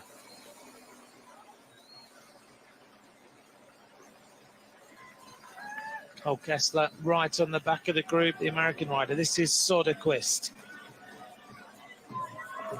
Kessler, he also rides for Lidl Trek Future Racing, so his teammate is the rider from Spain who is out the front. This is the Austrian rider this time. This is Marco Schrettel, who's been good on the cobbles every time. And Poland in the ascendancy as well, as Alvarez kicks his way up this 10% gradient. Being dropped now is Aaron Dox, number 12 from Belgium. Can't see Jana Wiedar for a little while. And being distanced also is the Slovenian rider, Rabbar, on the right-hand side. They've ridden a flat-out race, haven't they? They've not held back at all. It's just been full-on all day. Yeah, it's been a very, very high speed, average speed here for the men's under-23 race. It's such a difficult circuit. We've seen the pace. It couldn't be any higher. You know, it's just been... Alvarez was the only one who could actually increase the pace of what the Belgians were setting, and no one was able to match him at that moment. But he's just in the zone now. He may be caught, but my opinion is he'll just keep trying and trying and trying. He's obviously very strong and feeling very good. Yeah, there's no doubt about that. Here comes the Polish rider coming across. This might be Gadulovic, who's trying to get there. He's just swung off and said, come on, guys, give me a hand here. But nobody able to lift the pace. Number 12 is dropped. Aaron Docks, we saw that a moment ago. He's still fighting to try and survive. A little group of riders coming across. One Italian rider in Lorenzo Finn. And as you said, Rochelle, Lorenzo Finn won't do any work until he feels like it's necessary. And now he feels like it's necessary because he's advancing at a very high rate. 4 riders coming across and none of them are Belgian. Yeah, it's a good time for Finn to put his effort in to get across, because while he's hurting himself, he's also hurting the other riders. So if he was to do it on a smooth surface or a flat section, he'd be protecting the other riders. But doing it on the cobbles on a steep section, he's hurting the riders as much as he's hurting himself. So it's the best place to put his big effort in to try and close that gap to the 2 leading riders.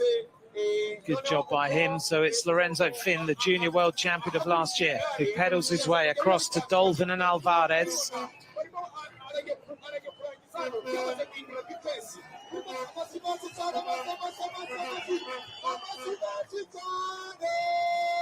Well, these cobbles are extremely hard.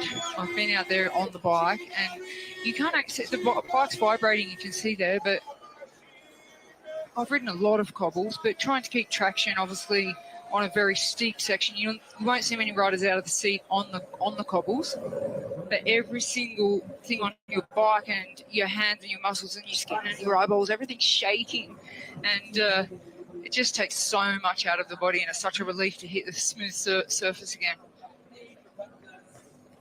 So Finn flicking now, I'm just saying, come on, let's just get together now and pull this back so we're all back in the race for the gold medal.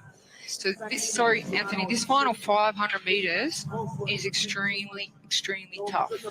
It kicks up, and you think the finish is there, but those 400, 300 and 200 metre signs, it takes so long for them to come up.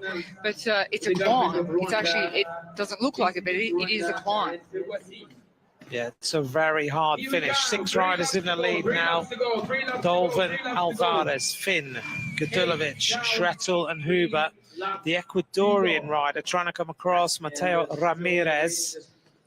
And 2 Belgian riders struggling in here now. Vidar's face is showing that this is hurting a lot. 1 Australian rider in no man's land at the back. We come up and we've got 3 laps of racing to go this time. So it is Lorenzo Finn. It just pushes on the pace a little bit more. Can Finn double up and go back to back as he asks the riders to come through? 3 laps of racing to go as we approach 3 hours. The average speed 41.229, so it's speeded up considerably. They've added 0.2 of a kilometre an hour to the speed, and on that course, that's a lot.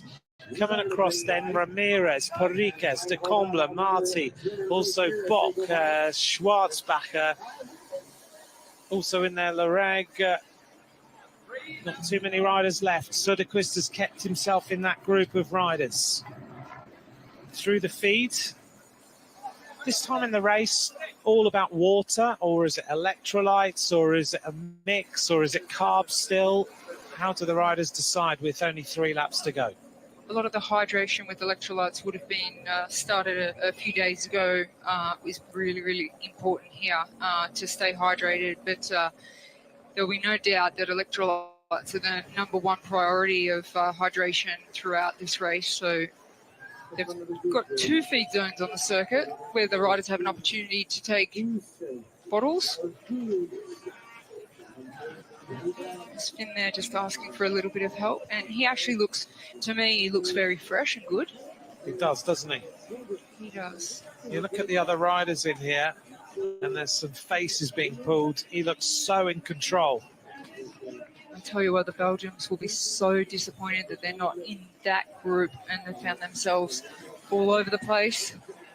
I had an opportunity to have a quick chat at breakfast with Ton van Dam, who is the president of Belgian cycling, and he was quite confident they were going to win the gold medal here in the Under-23 men's race today. However, at this point, it looks like they're out of the game. Well, at the moment, they are out of the game, but I just wonder about that tactic. We've talked about it a lot. It just looked like it was using up all your matches very, very early. And if they'd waited and let the other teams take control, the likes of Tim Rex, who did such a massive day on the front. If he had legs like that today, to be able to do that much work on the front, in the final of this race, if they'd kept him, would he have had the legs to right now be at the front with a couple of riders? That's a big question, Anthony, because what he did was phenomenal.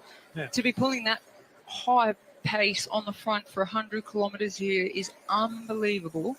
So it is he could have been the strongest in the race. They used him up as a teammate. Well, you have to make a call. The team managers have to make a call, and clearly they decided that all eyes were on one rider and one rider only. Tactically, hasn't worked yet, but they could still rescue it. They've still got riders in the chase group as Lorenzo Finn goes into the aero tuck and says to Alvarez, come through and work. Schretzel is there. They're fully committed. Also in this group is Jan Huber of Switzerland. Behind him is number 23, Gadulovic. And then it's the Norwegian rider, Dolven. Where's number 32 in that red jersey with a big blue stripe across the back? Lorenzo Finn goes into the back position, takes another drink. He has been drinking constantly in this race, pouring water over his head, taking a drink, keeping himself really hydrated. In comparison to everybody else, it's been more noticeable than anyone. It shows me that he has the energy to do that, because a lot of riders are not doing that just simply because they're too fatigued. And he looks comfortable, the Italian Finn. He'll be very happy that he hasn't got Weida there to contend with. It will give him a confidence boost. He will just hope that these riders all know that their opportunity for a medal at this World Championships is now. Let's keep the pace high, and they seem to be all working well together. So Schretzel tucks in on the back. He's got quite an unusual style on a bike, Schretzel. He did ride for Trinity Racing back in 2022. He now rides for Tyrrell KTM. This is Belgium trying to rescue this race. Camille Eamon behind him. He's got number 15, Jasper Skufs, and then Jarno Weida, their favourite. And they are burying themselves to try and bring this race back together. They have had 20 kilometres of a barrage of attacks from other riders once they sensed that maybe Belgium weren't as strong as everybody thought they were in the early stages. France still have 2 riders in there, in De Comble and Lulurg. Heading our way down towards Kigali Gulf. We're going to hit there in about 5 kilometres. 4 kilometres now to Kigali Gulf. And then we set ourselves up for the 2 climbs yet again. But everybody's contributing here, Rochelle. Totally different squads. Everyone knows there's medals at hand. And everybody is fully into this breakaway now. Yeah, I think these riders will give everything that they've got, because if they sit up, then the dynamics of this race completely change again. But this is an opportunity for every one of these riders to potentially win a medal at the World Championships. So all willing to put in the hard work. Well, today. He's gone. It's game over for number 13, Camille Eamon. He's finished. He is absolutely exhausted. If Belgium don't get back to the front, you can't fault Tim Rex, Camille Eamon, and the workers in that squad. They have done everything they can. So there's our group. We cast our eyes back, and there's the chase. It looks a lot now on that descent, doesn't it? Yeah, and it's difficult to make up time on the descent because they'll both be doing the same type of speeds, front group and the chase group. Oh, this is a big effort.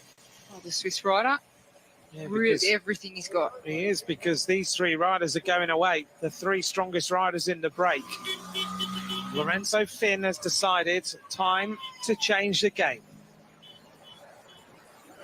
Do you get the feeling this Italian rider's fully in control of everything that happens at the front of this bike race? Yeah, I think, he would have got a massive confidence boost from the tactics of the Belgium team, because that was really a card that was played into the hands of the Italian team, and he would have a massive confidence boost from that. And the way it's played out now, I think mentally he'll feel like, when we get to 30 kilometres to go, we call that in a long race, road race, that's the business end of the bike race.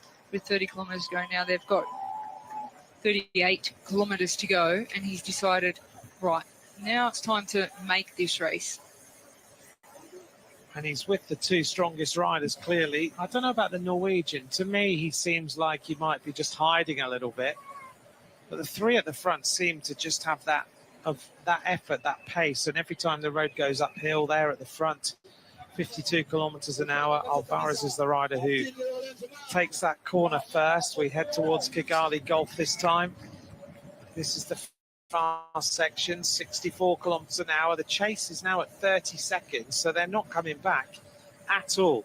They come up to the boards, they're able to see, and in the background there is no sign of any riders. You just saw Finn, he just took a look, and he knows that this is the group, this is the move. One interesting thing about the World Championships here, when we talk about the race tactics of this team and the race tactics of Belgium, is that at the World Championships they don't have race radio communication. So if the team director had identified that they were making a mistake and wanted them to change tactics earlier, it wouldn't be possible to get that information to the riders, and they're used to racing with race radios. But being at the World Championships, they eliminate that to make it a more fair race, a more exciting race. They eliminate the race radio, so it's not so scientifically guided by a race team director back in the race car, and riders have to make decisions for themselves. And that's a timing board there, just to let them know they have a 25-second advantage on the chasers. The fact they don't have race radios, we've seen in the past, haven't we, sports directors in the pits with boards and things trying to give bits of information. But there's no way of them saying, come back to the team car, talk to me, I need to give you some information. It's all left to the rider's own devices, isn't it? And I wonder whether Belgium would have changed their tactic at some point. Yeah, I think many years ago, having people from your team placed around the circuit with boards of communication was a really big thing that might have been overlooked on this circuit. Could have been very helpful. Yeah, could have been. It's just a matter of whether the riders would have the energy or focus to catch what's on that board. It's quite hard to find a place on this course where you can actually get an opportunity to read something on the side of the road under so much pressure all the time in every single part of this circuit. Yeah, Finn looks very composed, doesn't he? It does. There's only 3 more climbs of this to go. This is one of them. 14% its gradient. Trettel is the rider on the front. He's won the All Nations Grand Prix. He's had a number of different places. He was 3rd on a stage of the Tour de l'Avenir. What happened there? I think chain drop or... No, he's finished. He's done. He's completely exhausted. Belgium have no riders left. This is Jasper Scoops. He's done what he can, and he's all over the place. The Norwegian has given us the answer. He's not hiding. He just doesn't have the legs.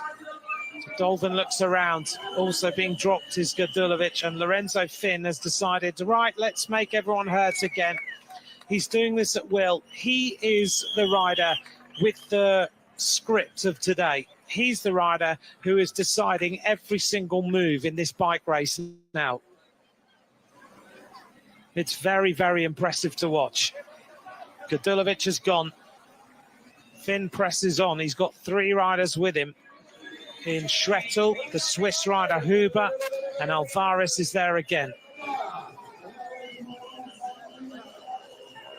Here's the chase, if there is a chase, 38 seconds, and it is totally now down to Jarno Widar to do everything he can to bring this back, because no one of the rider is going to help him. They're going to use him up, Rochelle, until he drops as well. Unfortunately, Belgium have laid this out as that's the plan. I think Widar's best opportunity is to put his maximum effort in on the climbs. On this lap, they have still the cobble climb coming into the finish where he could really try to close his gap. But I'm just really not sure, Anthony, if he has the legs today to do that. If the riders in the lead in the breakaway work well together, it'll be a very hard task. There's one more rider going to come back. Gadulovic is fighting and trying to come back. Look at the gap. You can see this bike race is all about the front now. 47 seconds to the group of the strongest riders in this Under-23 World Championships. Gadulovic is coming across the entire group. Look at the 2 Spanish riders sitting behind Jarno Widar, just looking around thinking, well, keep on going because we're just going to sit here now. That's frustrating for Widar because, in fact, I think there should be a contribution from the other nations to pull this back, because if they don't, I don't think it's possible for Widar. We can see that the lead is actually going out further and further, a second here and there. Alvarez is working.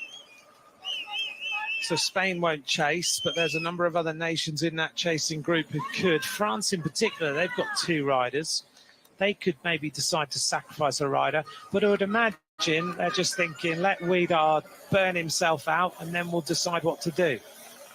Lorenzo Finn swings his way back onto the group of riders. Yeah. Italy have done a great job today. Finn was making a point, I think, to the lead riders that are with him, that hey, I'm not going to do everything here. We have to, if you want to be in a medal chance, we all have to contribute. And again, he's taking a gel, so he's really still in control. Just taking his time, deciding what happens next. Gadulovic is at the back. He's not able to work. Lorenzo Finn in that aero tuck. Gadulovic pours water over his back to try and cool himself down a little bit. Finn is just having to close the gap on the 3 riders in front who are riding pretty hard. Well, he let that gap go because he wanted to say to every single rider, everyone has to contribute here, you're not going to sit on. But then he realised there was one rider that's not going to contribute, and that gap happened. And unfortunately, he has to do the work now just to close that gap. In the chasing group, Max Bock of Germany, De Comble of France, Leroux of France, Widar of Belgium, Marti and Perikas of Spain, Ombrzel of Slovenia, Donza of Switzerland, Lopez is in there for Portugal, Ramirez is in there as well, Schwarzbacher and Bravo of Brazil. That's the chasing group of riders.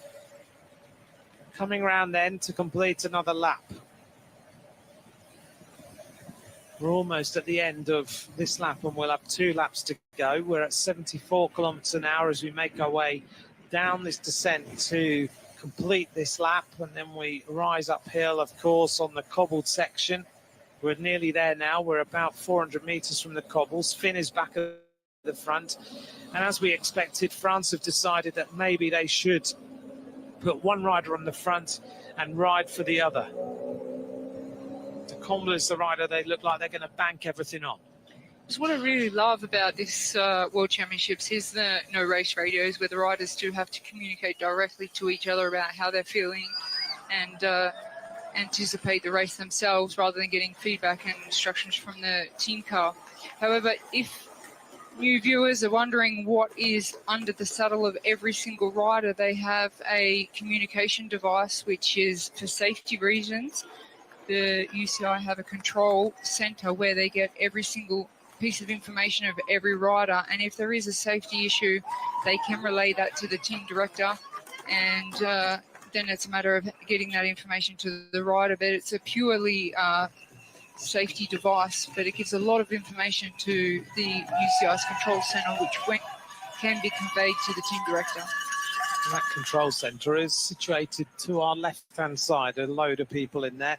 47 seconds as Lorenzo Finn stamps his way up the cobbles now. France come on to the next cobbled section, and as you said, Rochelle, the only way that Weedar is going to come into the race is to go on the move on the cobbles, and that's what Weedar has decided to do. So he's tried to save a little bit of energy. 44 seconds is the gap, and suddenly Weedar is the rider who is trying to close this quickly. Since Weedar hit the cobbles, he's taken 2 seconds out of that lead group. So let's see at the top of this cobbled section how many seconds he's been able to gain on the leaders. Well, look at this. Lorenzo Finn has decided he's going clear. Finn has attacked on the cobbles. 32 kilometres to go. Well, he goes clear. What a ride this is. He goes clear, but he's only made an advantage of 3 seconds on the lead group. So he pedals his way up towards the top of this section now. Counter-attack from Switzerland, number 36. This is Huber trying to go. This is this little flat section, isn't it? And then it kicks up again. Yeah, I wouldn't call it flat. It doesn't feel on the cobbles being so bumpy, and you know your legs are full of lactic acid. Well, this might be the winning move of the World Championships for the Under-23 men. He's just riding away, Lorenzo Finn. He's getting chased a little bit by Huber of Switzerland. Suddenly Alvarez isn't able to go with the moves. Gudulovic can't either. They're all sitting on. Jano Weedar with a Spanish team sitting behind. Do they now contribute? Because they don't know whether Alvarez is there or not. So it's Lorenzo Finn, the solo leader of this World Championship for Italy. Behind him, Huber is fighting his way onto the wheel of the fast-moving Italian, which could be good news for the Italian because he would be able to use him and help and work with him on the next lap of racing. It's a long, long way out. Such a tough circuit, such a long race that we're now seeing Finn clearly the strongest in the bike race. One rider from Switzerland able to match him on the cobble climbs. 33 kilometres to go in this bike race. When they get to the top of this cobble climb, that means 4 more climbs. We know Finn's he looks like he's the strongest on the climbs. He's just going to have to ride now as hard as he can right to the finish and hope that he gets there alone. Alvarez over the top with Gudulovic and Schrettel. Now they need to chase. 1 kilometre to go to the end of this lap. The gap is 13 seconds that Finn and Huber have made. Then behind it is the group of Weedar. It will be interesting to see whether he's made any inroads to the move of the Italian Lorenzo Finn. The Italians just sat with the remote control for the entire first 70 or 80 kilometres, maybe even longer than that, until they decided to start to rip this race up. Here they come, and Weedar has done everything he can, and look at him on the left-hand side. He's in trouble. You have to feel for this Belgian now. He doesn't have the legs. He's in all sorts of pain. He fights his way onto the back of the group. As they make the top, these riders are already coming to the finish line. Finn looks around. Huber shakes his head a little bit. 58 seconds. The gap's gone out, Rochelle. Yeah, it was 43. I think these two riders are going to go for the gold and silver. I think Finn's going to be hard to beat, but he's not going to get a lot of help. So he's going to have to, with 4 climbs left, he's going to have to drop Swiss rider, and I think he's capable of it. He looks composed. Finn and Huber are the two leaders of this World Championship as they make their way round to complete this lap with 2 laps of racing to go. They go across the line. The average speed now has gone up again, 41.464 kilometers an hour. Here's the chase with Schrettel, with Alvarez and Gudulovic. They go across the line at 15 seconds. And then Jarno Wieder and the rest of the group, led by France and Ecuador, are making their way up here now. And the gap is going to be about a minute with 2 laps of racing remaining. Here they come. The boards are being banged. The crowd are expectant. 2 laps to go after 3 hours and 14 minutes of racing. And everything that's been done by Belgium today, unfortunately, has crumbled away. France now are trying to rescue the medals. 53 seconds is the advantage with 2 laps to go. Coming up to a minute now, and it is going to be over a minute. It was 43, and Wieder is hanging on for dear life at the back. They go past the commentary box, and the hopes of Belgium have crumbled. 2 laps to go. Rochelle, just to say thank you to you. Thanks for joining us for the last, hour and a half or so. It's been great to hear your comments, and we'll see you tomorrow for the women's race. Thank you, Anthony. It's been an absolute pleasure. And now I have some obligations, but I don't want to take my eyes off this bike race. But I'll have to leave you, and I'll have to watch the replay of the finish of this race, because it's, in my opinion, Finn looks really, really good. Huber is doing exactly what Finn needs him to do. Just contribute a bit on the flat, on the smooth surface, and I'll give it all. I've got it on the climbs. If you can match me, good on you, buddy. So, yeah, thank you, Anthony. It's been a pleasure, and we'll be back for the women's racing tomorrow. 2 leaders. Thanks, Rochelle. This race is on now. 105 is the gap to the big chase. 20 seconds to these 3 chasers. Well, Alvarez was the rider who started to make the moves first. He's still in with a chance of the medals as we see this rider from Brazil come back. This is Henrique Ribeiro Bravo. He's still in with a chance of the medals here for Brazil. Doing a great ride today. It's flat out on this section of the course. 2 laps to go.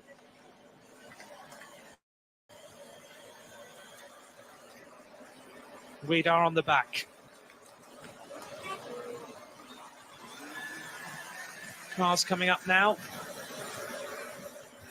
Looks like some of the team cars coming up to have a little chance to have a chat. The first chance on this part of the course to actually have a conversation. And it's the team car of Spain.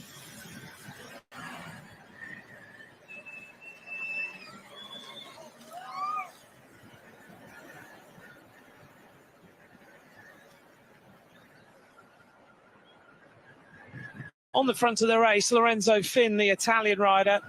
Well, he's Italian-British, isn't he? His dad is from Sheffield and his mum is from Italy.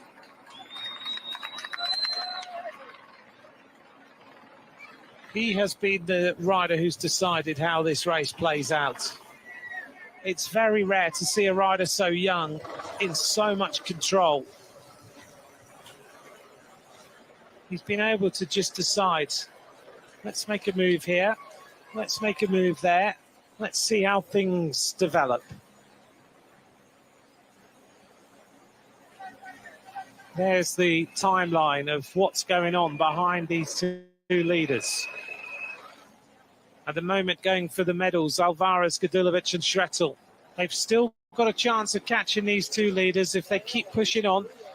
Gudulovic hasn't given up. They can still see them in front of them. Can they close the gap? But the big story is back here, and this chase, as everybody looks at Jarno Wieder, and Belgium maybe gave the indication that they had total faith in winning this race today. because everybody else is watching the Belgian rider. Sometimes tactics work, sometimes they just don't work out. Riders are human, they're not able to do everything you want them to do. Lorenzo Finn rides for the Red Bull Bora Hansgrohe rookies. He's with Jan Huber. Huber is a Swiss rider. 11th in the Tour de l'Avenir. He is no slouch when it comes to bike racing. It's not a surprise that he's up here. Tour de l'Avenir of 2025, he was behind Paul Sexas, Jarno Wieder, Jordan Norgan, Lorenzo Finn, Maxime de Comble, Pablo Torres. Jan Huber was 11th overall, behind some incredible competition in that Tour de l'Avenir.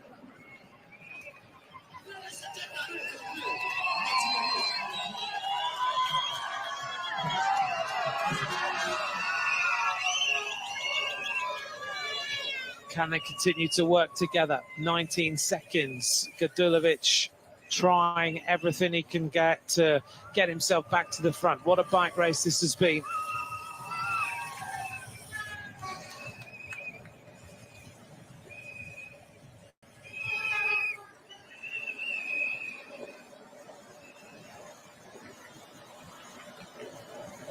Well, back in this group, we can see him, Enrique Bravo. He's riding superbly, isn't he?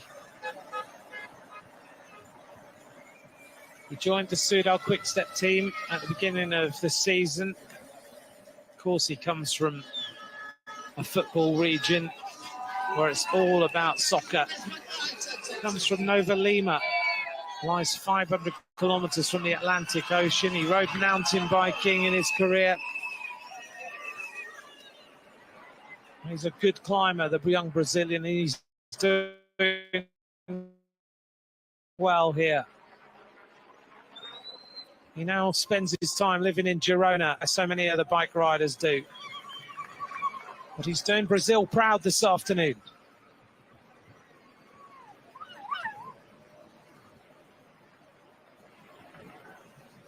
If you just joined us now, this is the race situation. Jan Huber in the red and white, Lorenzo Finn in the colours of Italy.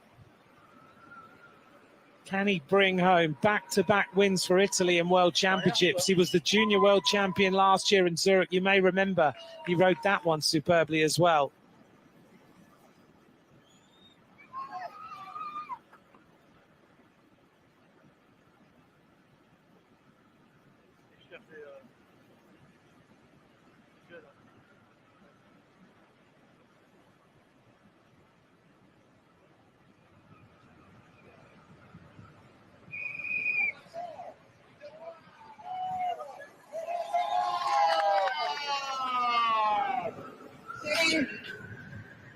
Here's the rundown of Jan Huber, 20 years of age.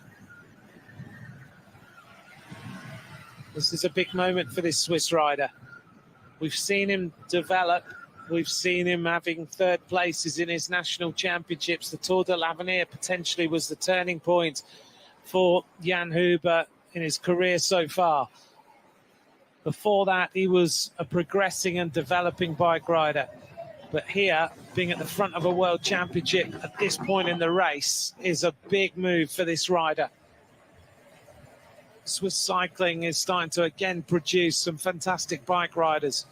Mark Hirschi was the winner here in 2018. 2.7 kilometers of racing to go. We're about 900 meters from the base of Kigali Gulf for the penultimate time.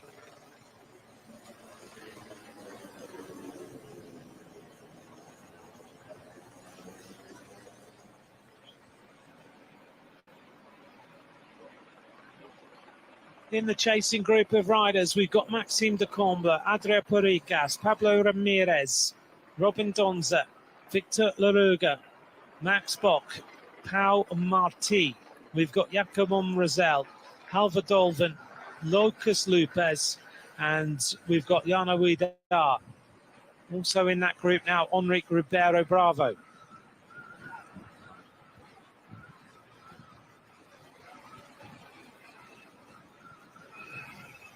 Well, if you've been with me all day, thank you very much for joining me. It's been a long day of bike racing.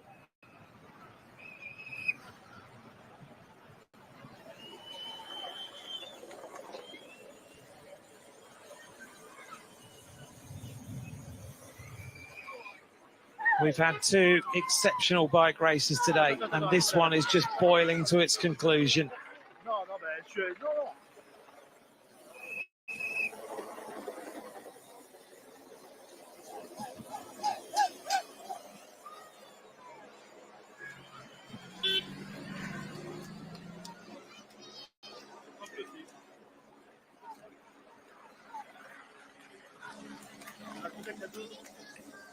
On to the climb of Kigali then.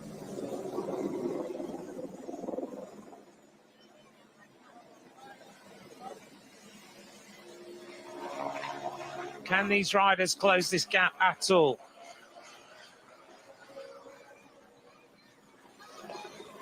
They're so close. They can still kind of see the riders in front of them. But now Lorenzo Finn is pedaling his way up this climb. And he's doing what he did last year. It's almost a mirror of what happened in the junior road race last year.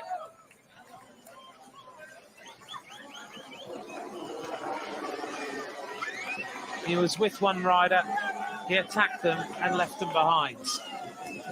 He went on to solo to victory.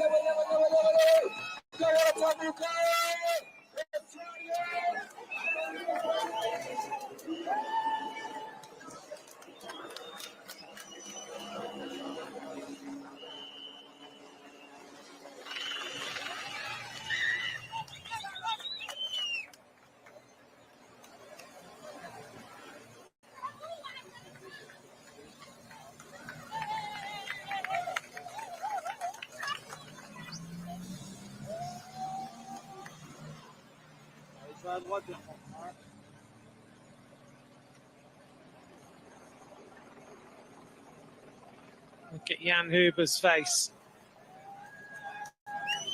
It's hurting a lot, but he's doing everything he can to stay there. He dreams of a medal here for Switzerland. Finn glances across.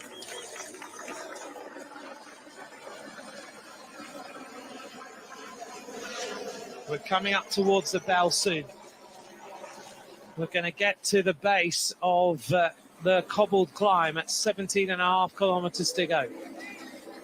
The chasing group of riders are now at 1:26.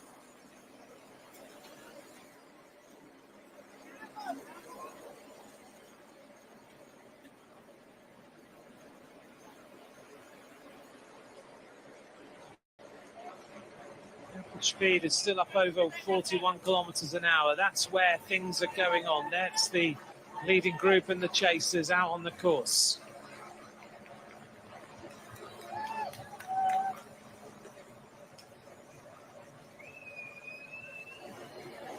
Italy have got a good record in these World Championships, this Under-23 race.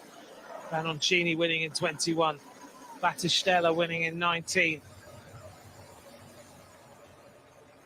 This would give Italy a massive morale boost ahead of the weekend.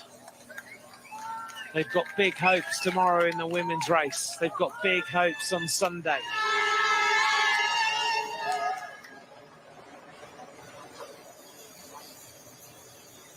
Downhill for Huber into that turn. Finn in second place. We come up now. But looking pretty stable and strong right now is Jan to the Huber. final cobbles before we head towards the bell.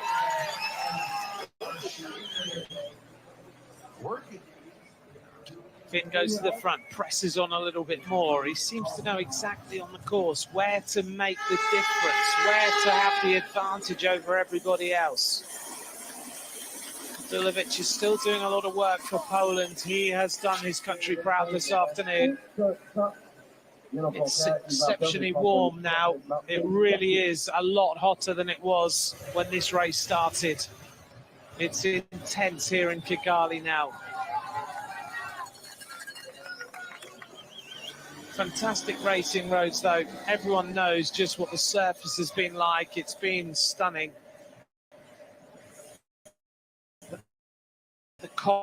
cobbles are the bone shakers, the head of this race.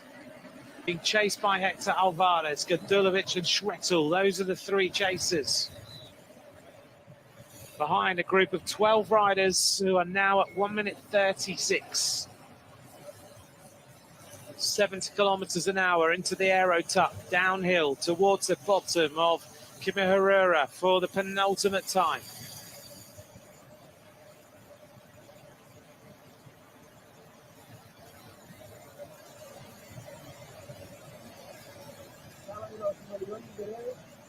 There's a chance to see the group led by France. iki rero ni igikundi cya gatatu barimo gusiga umunota n'amasegonda 39 hafi 40 bigaragara ko cyasigaye nibwo kigira ngaha rero kuri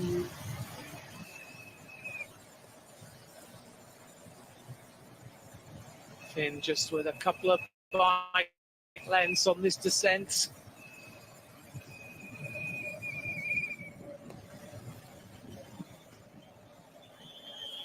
Lorenzo Finn, who was at school in Genoa, he's from Liguria.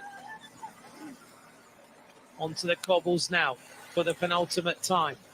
What is the scenario going to be on here? Finn starts to really push the pace. He attacked here on a couple of occasions at 39 kilometers. He attacked here at 32 on these cobbles last time. He has exploded this race. Now he starts to really ramp up the tempo as he pedals his way. Look at Huber. He's just concentrating on that back wheel as though everything in life depends on staying on that little piece of rubber that's in front of him. Mentally, Huber is so strong, you can tell that. It's pure concentration. Schrettel, the shoulders going left and right. Huber's shoulders. But he's exhausted, but he's still there. The Swiss rider is having an immense day. Lorenzo Finn checks under his arms there to see whether there's still a wheel. It's there, but it's about a metre away as Huber fights his way back on. Pained legs, lungs burning, heart rate very, very high.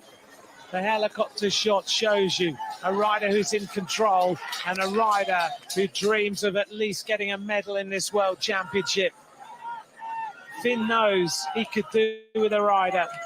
Well, this rider has been a rider of the day. Hector Alvarez is now distanced. It is Schrettel and Gadulovic who go forward.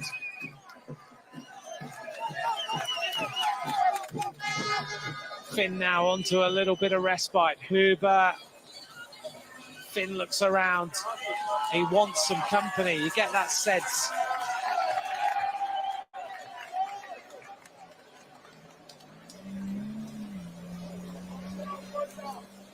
Number 36, Huber. In their aero speed suits. You cannot imagine how much this is hurting Huber right now. This is like absolute the worst feeling you can have. You're in a world of hurt, a very dark place, and yet you know if you can just stay there and let your body do what you don't expect your body can do, then you might win a world championship. He can still win the gold medal here, Huber. Finn checks again over his shoulder. He knows he's still there. The Shimano neutral service car looking after these two riders behind them. 220 meters of painful cobbles remain. Then they go across the top. Then it's about the run to the bell. It's amazing what the mind can make the body do. Huber has made it to the top of the cobbles. He's absolutely on his limit staying with the Italian.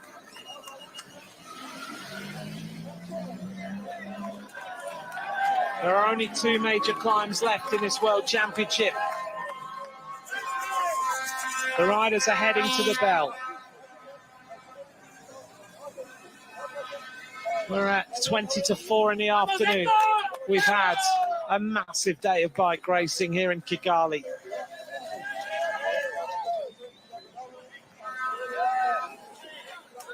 Schrettel wants to get rid of Alvarez, who is still fighting in the background.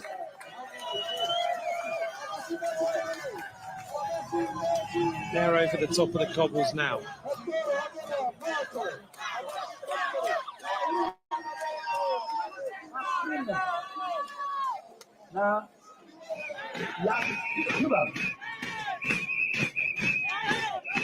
They head their way now towards the bell.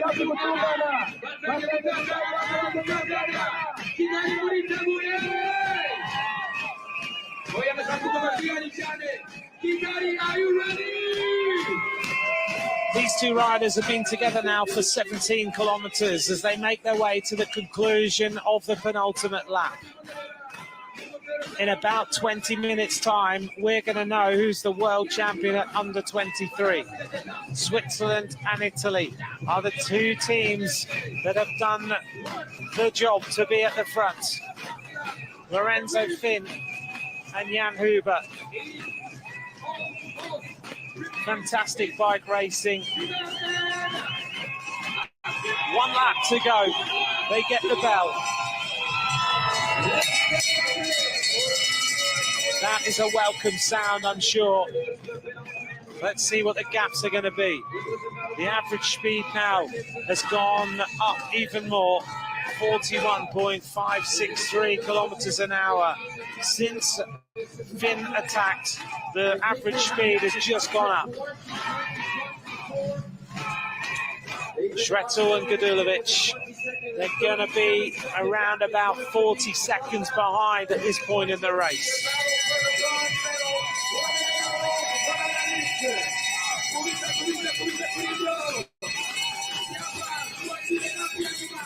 One lap of racing for the two chasers. The gap is immense now, 49 seconds it is.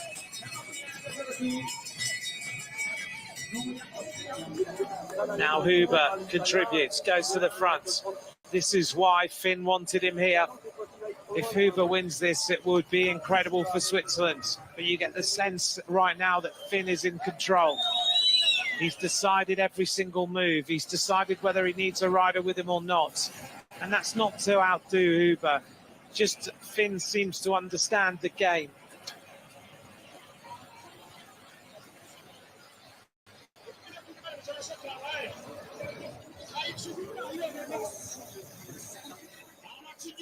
Alvarez is trying to put himself back in a chance of getting a medal here. He's not far behind. He's just left wanting on those climbs. And here is a very tired group of riders. They're racing for the top 10 in the world. And no longer there is a Belgian rider in this group. Jano Vida is gone.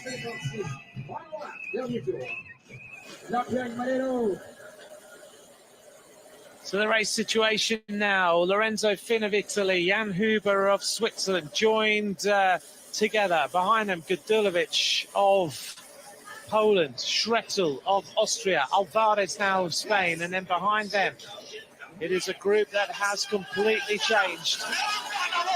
It is Marti of Spain, Gonza of Switzerland, Periquez of Spain, Ramirez of Ecuador, Lulerg of France, Bock of Germany, De Comble of France, Lopez of Portugal. There are 13 riders really in this bike race.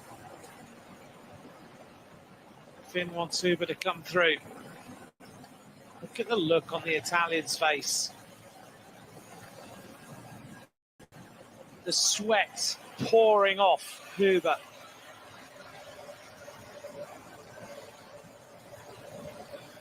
.157 is now the advantage to the peloton.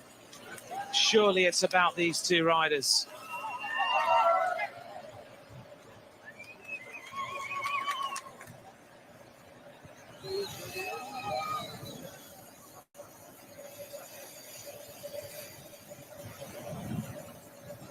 Fast downhill now, it's nearly 70k an hour.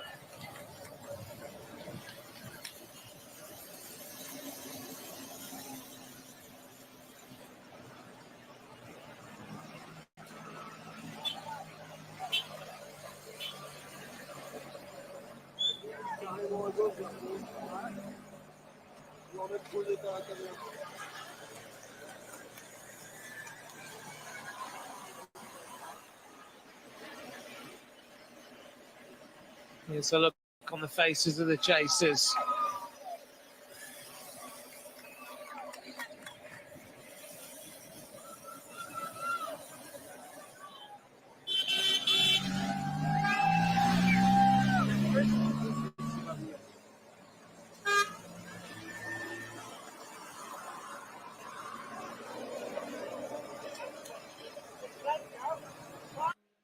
The gap back and getting a little bit of instruction now.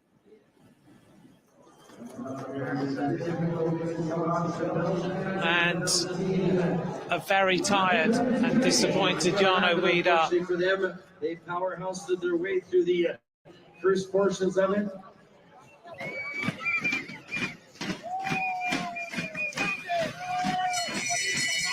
And there's the bell roll.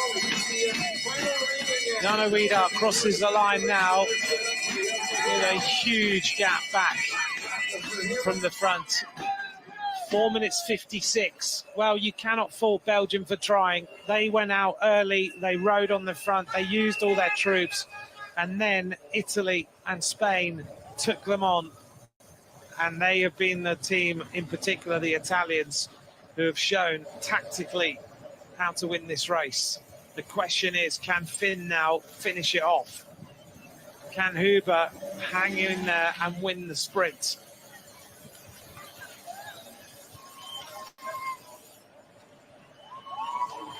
We're 4 kilometres from the bottom of Kigali Gulf.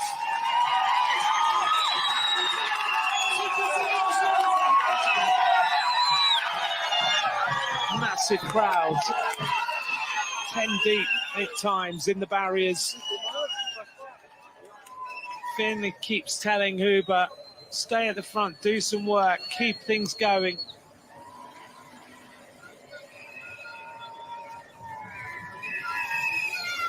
He's the one who is dictating everything. Yet again, another drink, another bottle, more water. Gets rid of that one. Comes into this turn. Just eases his way through. Aerodynamic with the pedals at the right position. Huber on the front, looks around. He wants the Italian to do some work. He needs to start to get a bit cute now as to how he wins this bike race, because they don't know what the gap is. 44 seconds should be sufficient for these two riders to go all the way to the line. But if they start to mess around or things go wrong, these 3 riders will come back into the game. Budilovic in the red and white at the front. We go back to the Italian in the blue. He wants Huber to go through.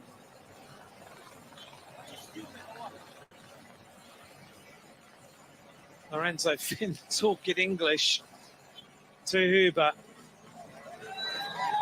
This is the time in the race where he's really forcing everything.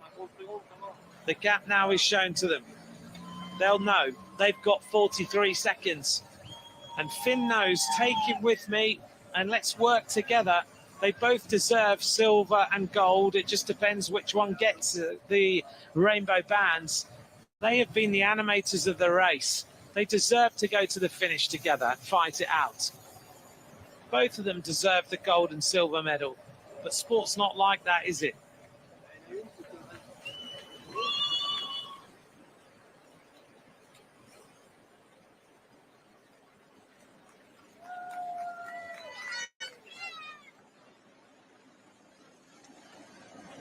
Well, Switzerland have had success in this race before. The last medalist for Switzerland was Stefan Pissiger in 2019. The year before, Mark Hirschi took the title. Before that, Switzerland hadn't really been that successful in the Under-23 Championship. And now Huber is saying back to Finn, and which he should do. Don't keep fighting at me. You do some work. It's a mind game going on between these two riders right now. Finn wants Huber to do more work. He wants to tire him out. He knows he's tired. Huber knows potentially, I can hang on to this guy and I can beat him at the finish line.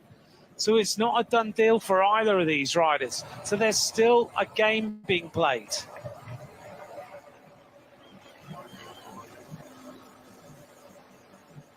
Bike racing is all about knowing how much energy you've got,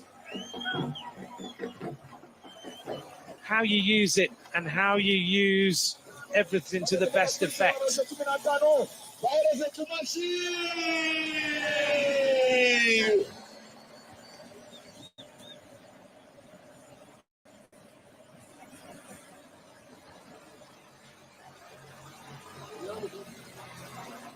Here's our chasers. What a bike race we've had today. Can they come back? They're still only 43 seconds behind. So if these two falter, play a game, mess around, then they can come back in.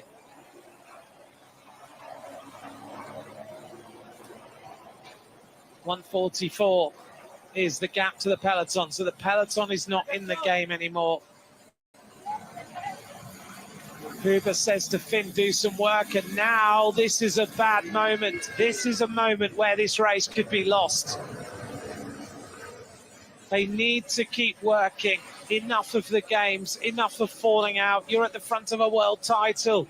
And if they start to mess around, the three chasers can come back into this bike race. Alvarez, Gadulovic and Schrettel are still behind, and they're not far behind. They cannot afford to throw away this World Championship, having done everything right. On to Kigali Golf. They need to sprint up this one.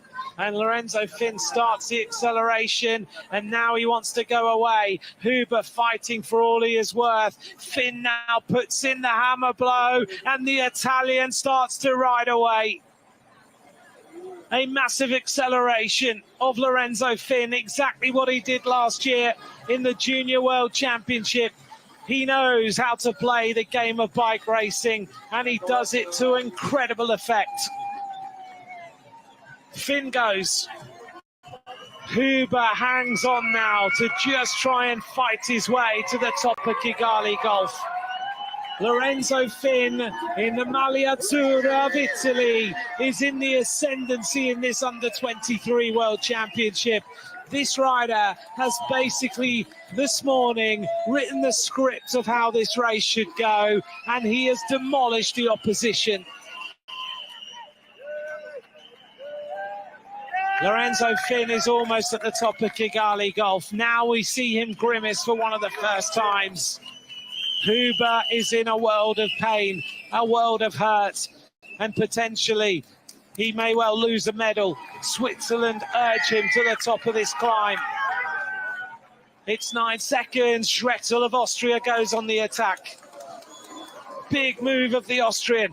He now is going to try and fight for the bronze medal. Alvarez and Gadulovic are a little bit nailed to the road right now.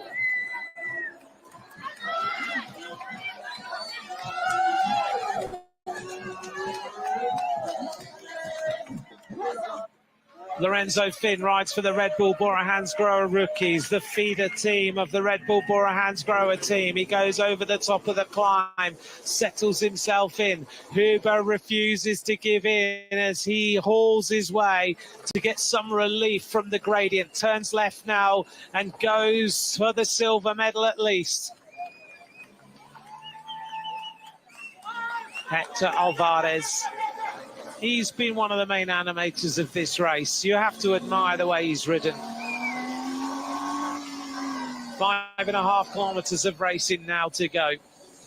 This is our third rider on the road. If you're just joining us now, Lorenzo Finn of Italy is first on the road. Huber of Switzerland is second. Schrettel of Austria is third. And now this rider goes into time trial mode. 5.5 kilometers to go. He starts to feel the intense pain of an incredible effort. Tongue is out. He's all out right now.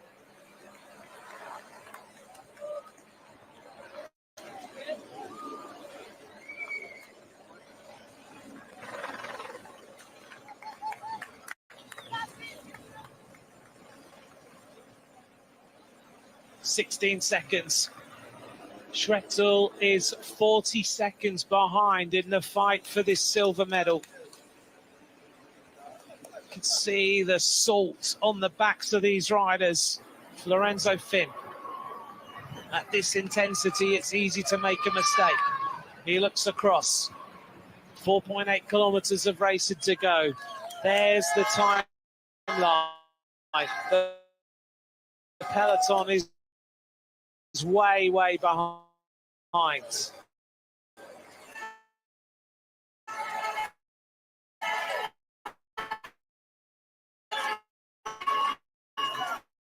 Bottom of the final climb of the race, the cobbles late.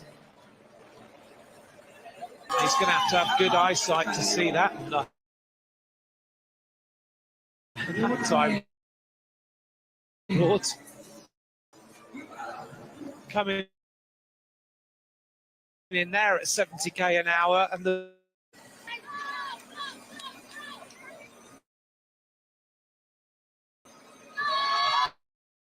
now this is that acceleration where it just went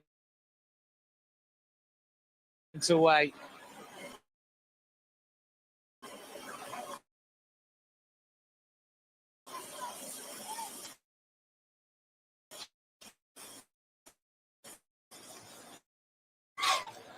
He went 21 kilometers solo last year. The Italians are already racing.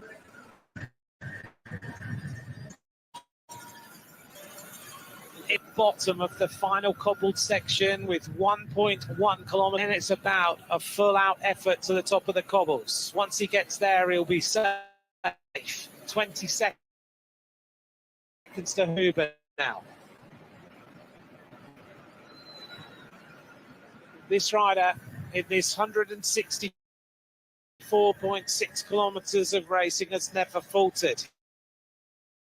Matteo has been one key rider in this amazing ride of Lorenzo Finn. The Italians brought to this race. 3 kilometers to go now for the rider in the silver medal position. He still holds on to pretending Switzerland the silver this afternoon. He settles himself and goes onto the cobbles for the very final time. Looks ahead, 11%, this awful gradient at the bottom. His teeth will be chattering together. He'll feel every single little bit of pain with even more intensity. He hasn't totally cracked. That's impressive because it would be very, very easy to do so.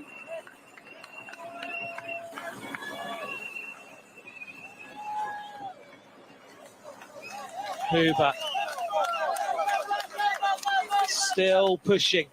Those shoulders are still there. He hasn't lost it completely. He's still only 24 seconds behind. Schrettel is at 109. The chase is at 118. Huber still has some power in those legs.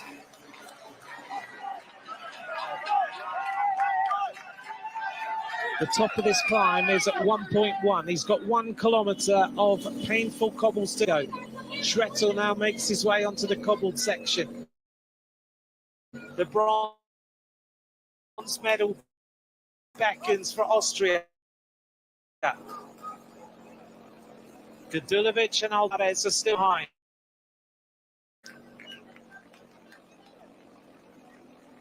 I hope you've enjoyed this race. What a race it's been. So much to absorb, so much to talk about. Bike rider, this young guy is.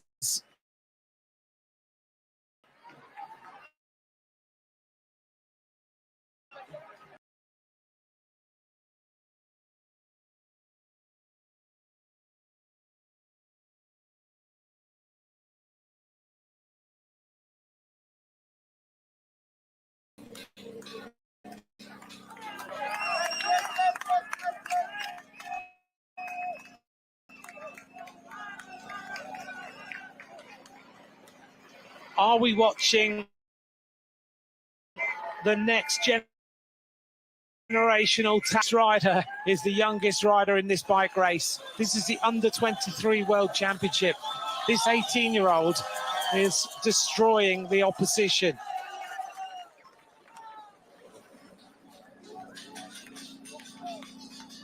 Schrettel hanging on right now, still for bronze. The two riders behind believe that it's possible.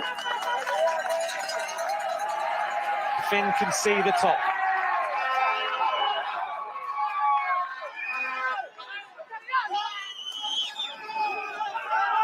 The final stretch of cobbles. It looks like a Belgian classic as we make our way here in Africa to the top of the final rise here in Kigali. Lorenzo Finn's head moving side to side. Huber is 31 seconds behind. He still holds 41 seconds, or 44 seconds actually, on the chase in terms of the silver medal. He checks over his shoulder. He goes now to the 1 kilometre to go point. Lorenzo Finn has produced the ride of the day. Huber is almost at the top. This rider deserves a medal, there is no doubt. He's hung on so valiantly to the wheel of Lorenzo Finn today. Finn has been an immense talent. The thumbs are up. He checks behind. He went on the attack with 39 kilometres to go. He was joined after another attack by Huber at 32 kilometres to go. 500 metres now remain. What a day for Sheffield, because this morning Sheffield took a world title. This afternoon, Lorenzo Finn's dad's from Sheffield. He's an Italian rider from Genoa. His mum is Italian. Last year, he was the junior world champion. This year, he comes into the Under-23 World Championship as the youngest rider and basically destroys all of the best Under-23 riders in the world. The top of the climb arrives. This has been the most incredible ride by the youngest rider in the bike race. It was like he wrote the script. It was like he had a remote control, because he made every single move. And when he made a move, every single move was perfection. What a talent, what a ride. Grande Lorenzo, the world champion, is the youngest rider in the bike race. He goes back to back. Take a bow. Lorenzo Finn, world champion, 2 years running, junior Under-23. Here comes the silver medalist, Jan Huber. An incredible performance by this Swiss rider today. He did everything he could. He gives Switzerland the silver medal. Behind him, there's going to be a chase for the bronze. But this rider deserves everything he's got today. What a valiant effort. Second place for Huber.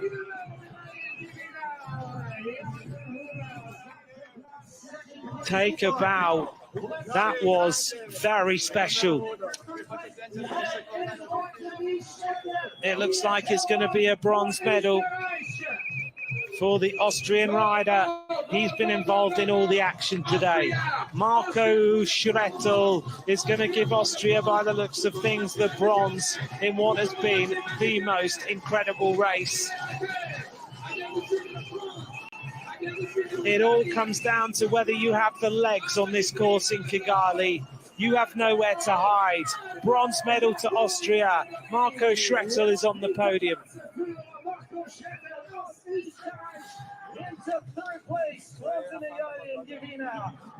Alvarez coming up now. He's the second youngest rider in the race. Alvarez just out of the medals in 4th place. He's only 7 days older than Lorenzo Finn.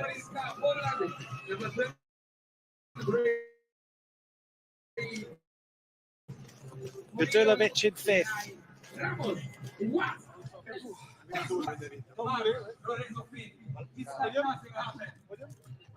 Have we just seen the next generational talent in bike racing, because to do that is something incredible. Now they sprint for the line, looking for the minor places. France and Spain sprinting for the finish. 6th place is going to be Spain, crossing the line to take the position. Let's go meet everyone. It was Pau Marti ahead of Victor Lelog. We'll have the award ceremonies. And you can just see Lorenzo Martin. He is waiting for his teammates. He knows that. He's just looking to see where his first teammates are. I think there'll be a few minutes. There's no one anywhere close to him. By him today. Junior world champion last year, U23, first year. He is once again Eritrean del Mondo.